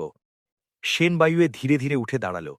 তার দিকে পা বাড়াতে দেখে চেনজি ভাবল যে সে তাকে যেতে দিতে চায় না, এবং মনে মনে খুব খুশি হল। বায়ুয়ে, তুমি যদি চাও আমি থেকে যাই, তবে আমি প্রস্তুত। তার কথা শেষ হওয়ার আগেই এক সজোরে চড় তার গালে পড়ল, যা তাকে মাটিতে ফেলে দিল। চেনের কান ভো ভো করতে লাগল। সে পুরোপুরি স্থবির হয়ে গেল। সে ওপরের দিকে তাকাল। সেনবায়ুয়ের লাল চোখের সাথে তার নজর মিলল। সেই চোখগুলো ছিল নরতের কোনো অসুরের মতো, যা তাকে পা থেকে মাথা পর্যন্ত তক্ষুনি কাঁপিয়ে দিতে বাধ্য করল। তখনই সে বুঝতে পারল সেনবায়ুয়ে তাকে মোটেও আটকাচ্ছে না। তুমি এমন কেন করলে? সেনবায়ুয়ের কণ্ঠস্বর ছিল ভয়ঙ্করভাবে নিচু। তার প্রতিটি শব্দ হাড় কাঁপানো শীতলতা প্রকাশ করছিল। আমি তোমার ইচ্ছে পূরণ করার কথা দিয়েছিলাম। তুমি ফেংইউয়েনের ওপর নিজের অপহরণের মিথ্যে অপবাদ কেন দিলে? আর ওই পশুদের? এই পর্যায়ে সে আর বেশি কিছু বলতে পারল না। তার পুরো শরীর থেকে খুনের নেশা বা মার্ডারাস ইন্টেন্ট বেরোচ্ছিল। চেন ঘাবড়ে গিয়ে উঠে তার পা জড়িয়ে ধরল। সে ডুকরে কাঁদতে লাগল। আমি এমন কিছু করিনি, সত্যি বলছি করিনি। আমি জানি না তুমি কার কাছ থেকে কি শুনেছ, কিন্তু আমি সত্যি কখনো এমন কিছু করিনি। আমি এখানে ভিকটিম। হয়তো আমাদের চলে যাওয়ার পর ফেংইমেন ওই লোকগুলোকে রাগিয়ে দিয়েছিল। আমাদের যাওয়ার পর সে তাদের রাগিয়েছে, অথবা হয়তো ফেংইমেন নিজেই ওই মহিলাদের সাথে সৎ ছিল না। চুপ করো। সেনবায়ুয়ের চোখের খুনের নেশা যেন চেনকে টুকরো টুকরো করে দিতে চাইছিল। তার বাকি কথাগুলো গলার মধ্যেই আটকে গেল। চেন সংজ্ঞাহীন হওয়ার অভিনয় করে মাটিতে পড়ে রইল। নিজের বুক চেপে ধরে ব্যথার নাটক করতে করতে বলল, আমার খুব ব্যথা হচ্ছে। বায়ুয়ে, আমার অসুস্থতা আবার ফিরে এসেছে। প্লিজ আমাকে সাহায্য করো। আমাদের অতীত আর আমার বাবার খাতিরে আমার প্রাণ বেরিয়ে যাচ্ছে। প্লিজ আমাকে সাহায্য করো। সেন বায়ুয়ের লাথি মেরে তার হাত সরিয়ে দিল। নাটক বন্ধ করো। তুমি শুরু থেকেই কখনো অসুস্থ ছিলে না। আমি এটা অনেক আগে থেকেই জানি। আমি শুধু তোমার বাবার কারণে তোমার ইচ্ছে পূরণ করতে সাহায্য করছিলাম, কিন্তু আমি কখনো ভাবিনি যে তুমি ফেং ইউয়েনকে ক্ষতি করার সাহস দেখাবে। এটা এমন এক সীমা যা আমি একদমই ক্ষমা করতে পারি না। চেনের মুখ তক্ষুনি ফ্যাকাশে হয়ে গেল। না, এমনটা নয়। আমি সত্যি কিছু করিনি। আমার সাথে অন্যায় হয়েছে। ওই সব লোককে আমি বন্দি করেছি।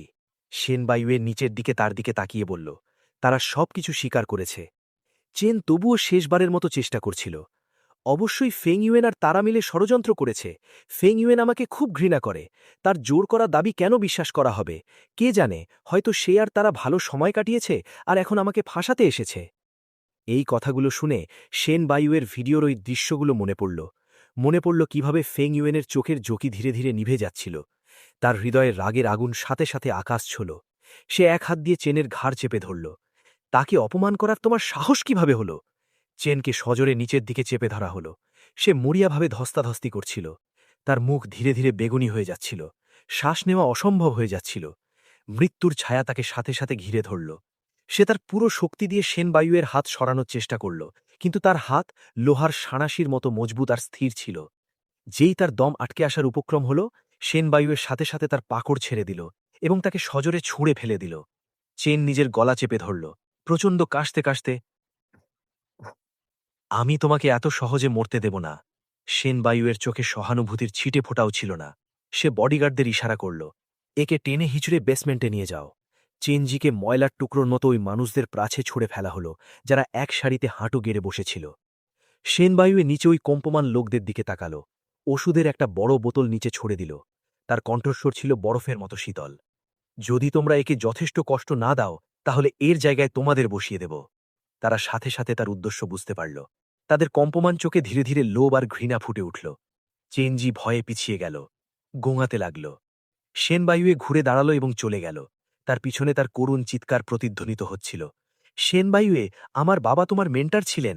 আমি এত বছর তোমাকে মন থেকে ভালোবেসেছি। তুমি আমার সাথে এমন করতে পারো না। সেনবায়ুয়ের কদম কিছুক্ষণের জন্য থামল। নিজের মাথা না ঘুরিয়ে সে দ্রুত সেখান থেকে চলে গেল। খুব শীঘ্রই পিছনের চিৎকারগুলো বুক ফাটা কান্নায় বদলে গেল।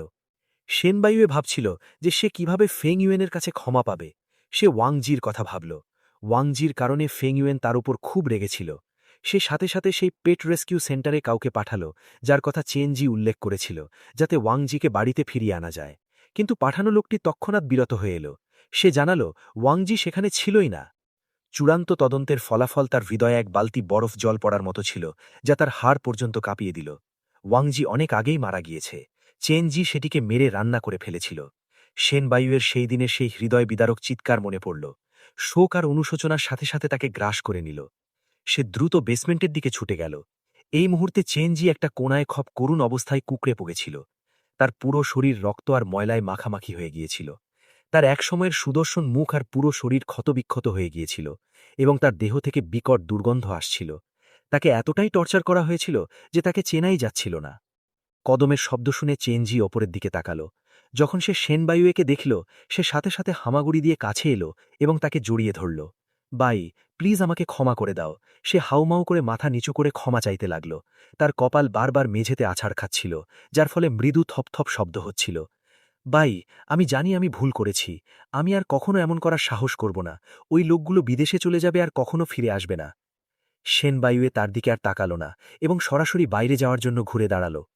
পরের দিন সে শহরের উপকণ্ঠে সবচেয়ে আকর্ষণীয় এক খণ্ড জমি কিনল এবং ওয়াংজির জন্য একটা ছোট্ট স্মৃতিস্তম্ভ তৈরি করাল। তার ভেতরে তার পছন্দের নাস্তা আর সেই খেলনাগুলোও কবর দেওয়া হল, যেগুলো সে পুনরায় কিনেছিল, যে খেলনাগুলো সে সবচেয়ে বেশি পছন্দ করত।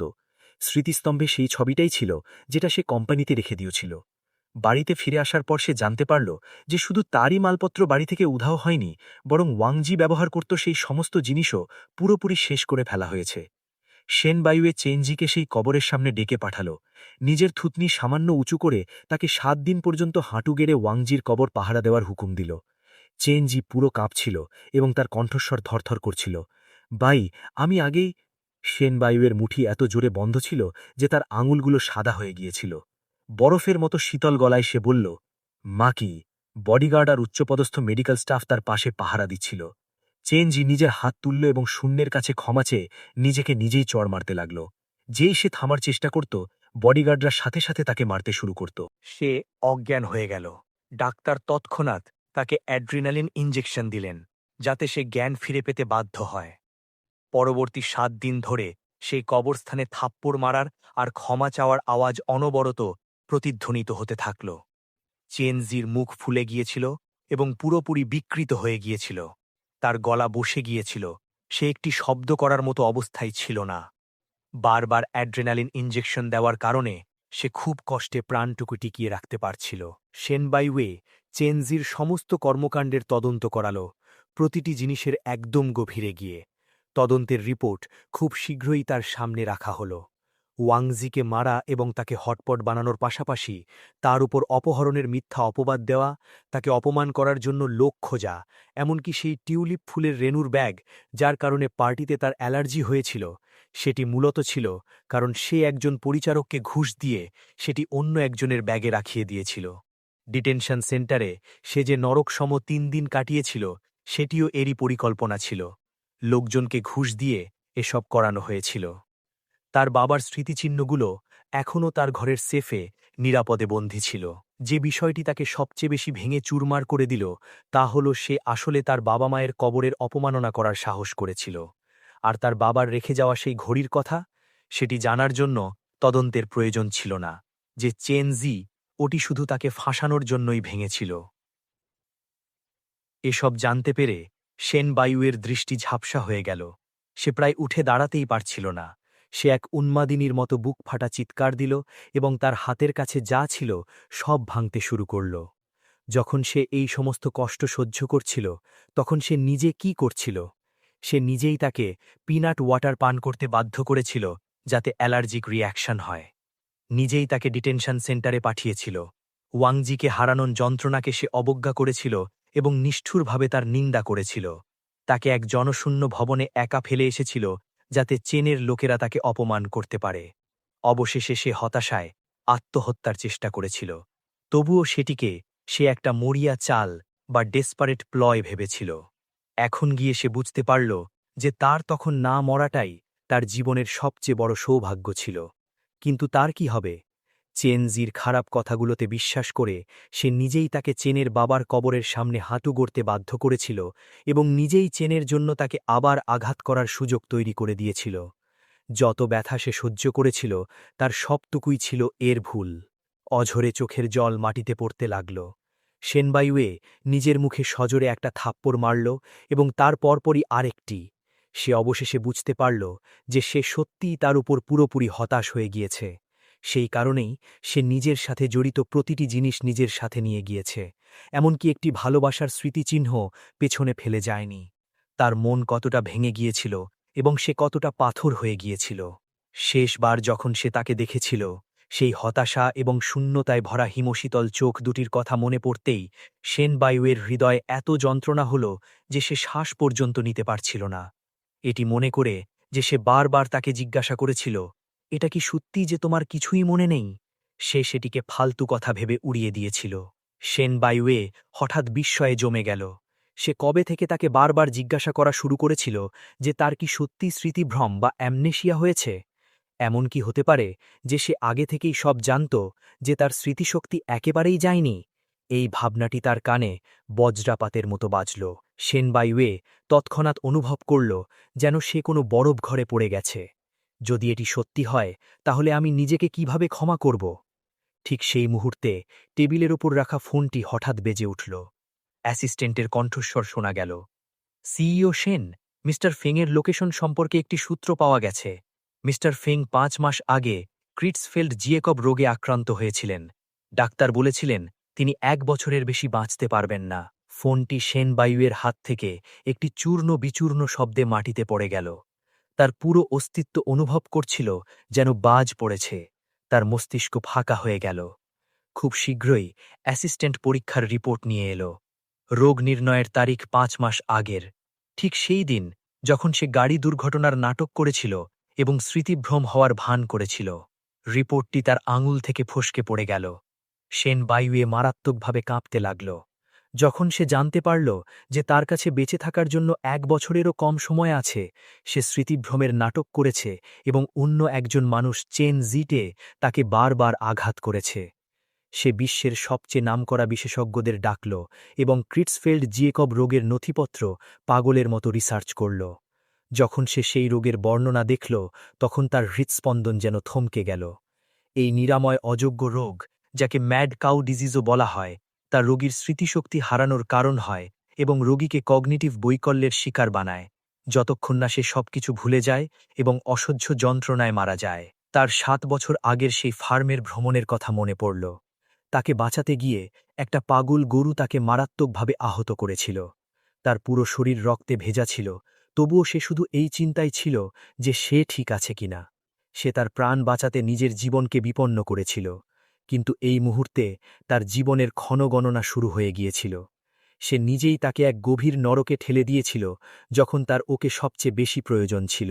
সে চেন জির সাথে ভালোবাসার অভিনয় করছিল এবং তার আগে থেকেই ভেঙে যাওয়া হৃদয়কে টর্চার করার জন্য নিষ্ঠুর পথ বেছে নিয়েছিল। তার মনে এই চিন্তা করার সাহস ছিল না যে সে এই সব কিভাবে সহ্য করেছে। বিয়ের সেই দিন, যে মুহূর্তে ওয়েডিং কার এবং একটি ট্যাক্সি একে অন্যের পাশ দিয়ে গেল, সে তাকে দেখেছিল।